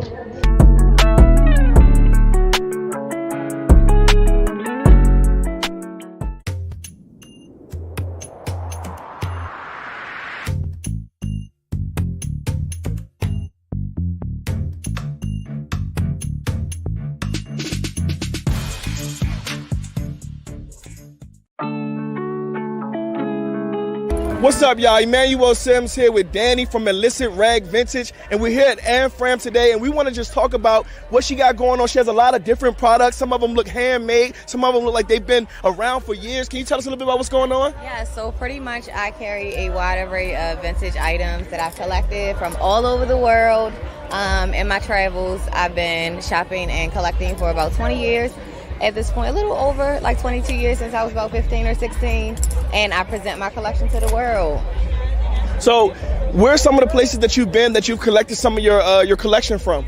From all over. I started traveling when I was fairly young, and vintage items have always appealed to me. Well, since I started thrifting as a teenager, the vintage items always stood out because of their, distinct creativity, and of course you could tell a lot of the pieces were handmade, so everything was always, it had an individual look that was just out of this world. So I've just always been attracted to that, and then I've transitioned into being a stylist. Okay. So that's just pretty much where I always felt good in my styling, because it gave each individual project that I worked on a different look. Everything was super unique, and that's very important to me. So it sounded like you got into my next question, which is my trick question: what is your why? But it sounds like your passion is really giving people an opportunity to look like they want to look. Exactly. Yes, to develop a sense of individuality. I feel like that a lot of people fail to realize that style is very, very personal. It suits each individual. So therefore, I just give people a platform and present different items to them so that they can actually get in touch with that personal style. Okay. A style that is their own. My apologies. So I appreciate you sharing that. Last thing, if you can give yourself some advice when you were younger, what advice would you give younger self? Keep going. Don't let anybody's story distract you, because a lot of times a lot of people tend to push their experiences on you, and if your drive is different, your results are going to be different. So don't listen to anybody else's story. Make your own. Man, I'm not about to preach today, but don't let nobody else's story distract you. That's deep on so many levels, because we get relationships, we get friends, we get family, we get cousins, everybody who has their own perspective or experience in life that can drag us from actually getting to that next part. And I just appreciate you sharing that. I'm sure my community would appreciate it. Tell us where we can find you, how they can reach you. You guys can locate me on all social media platforms and Google at Illicit Rag Vintage. That's ILLICIT Rag, RAG Vintage. And that is on all social media platforms. And you also can Google me, like I said, as well. So hopefully I'll be touching bases with you guys, or you'll, tune into my channels and stuff, and we can connect in some way. But to everybody, keep pushing, and you can be living the life of your dreams, to be honest.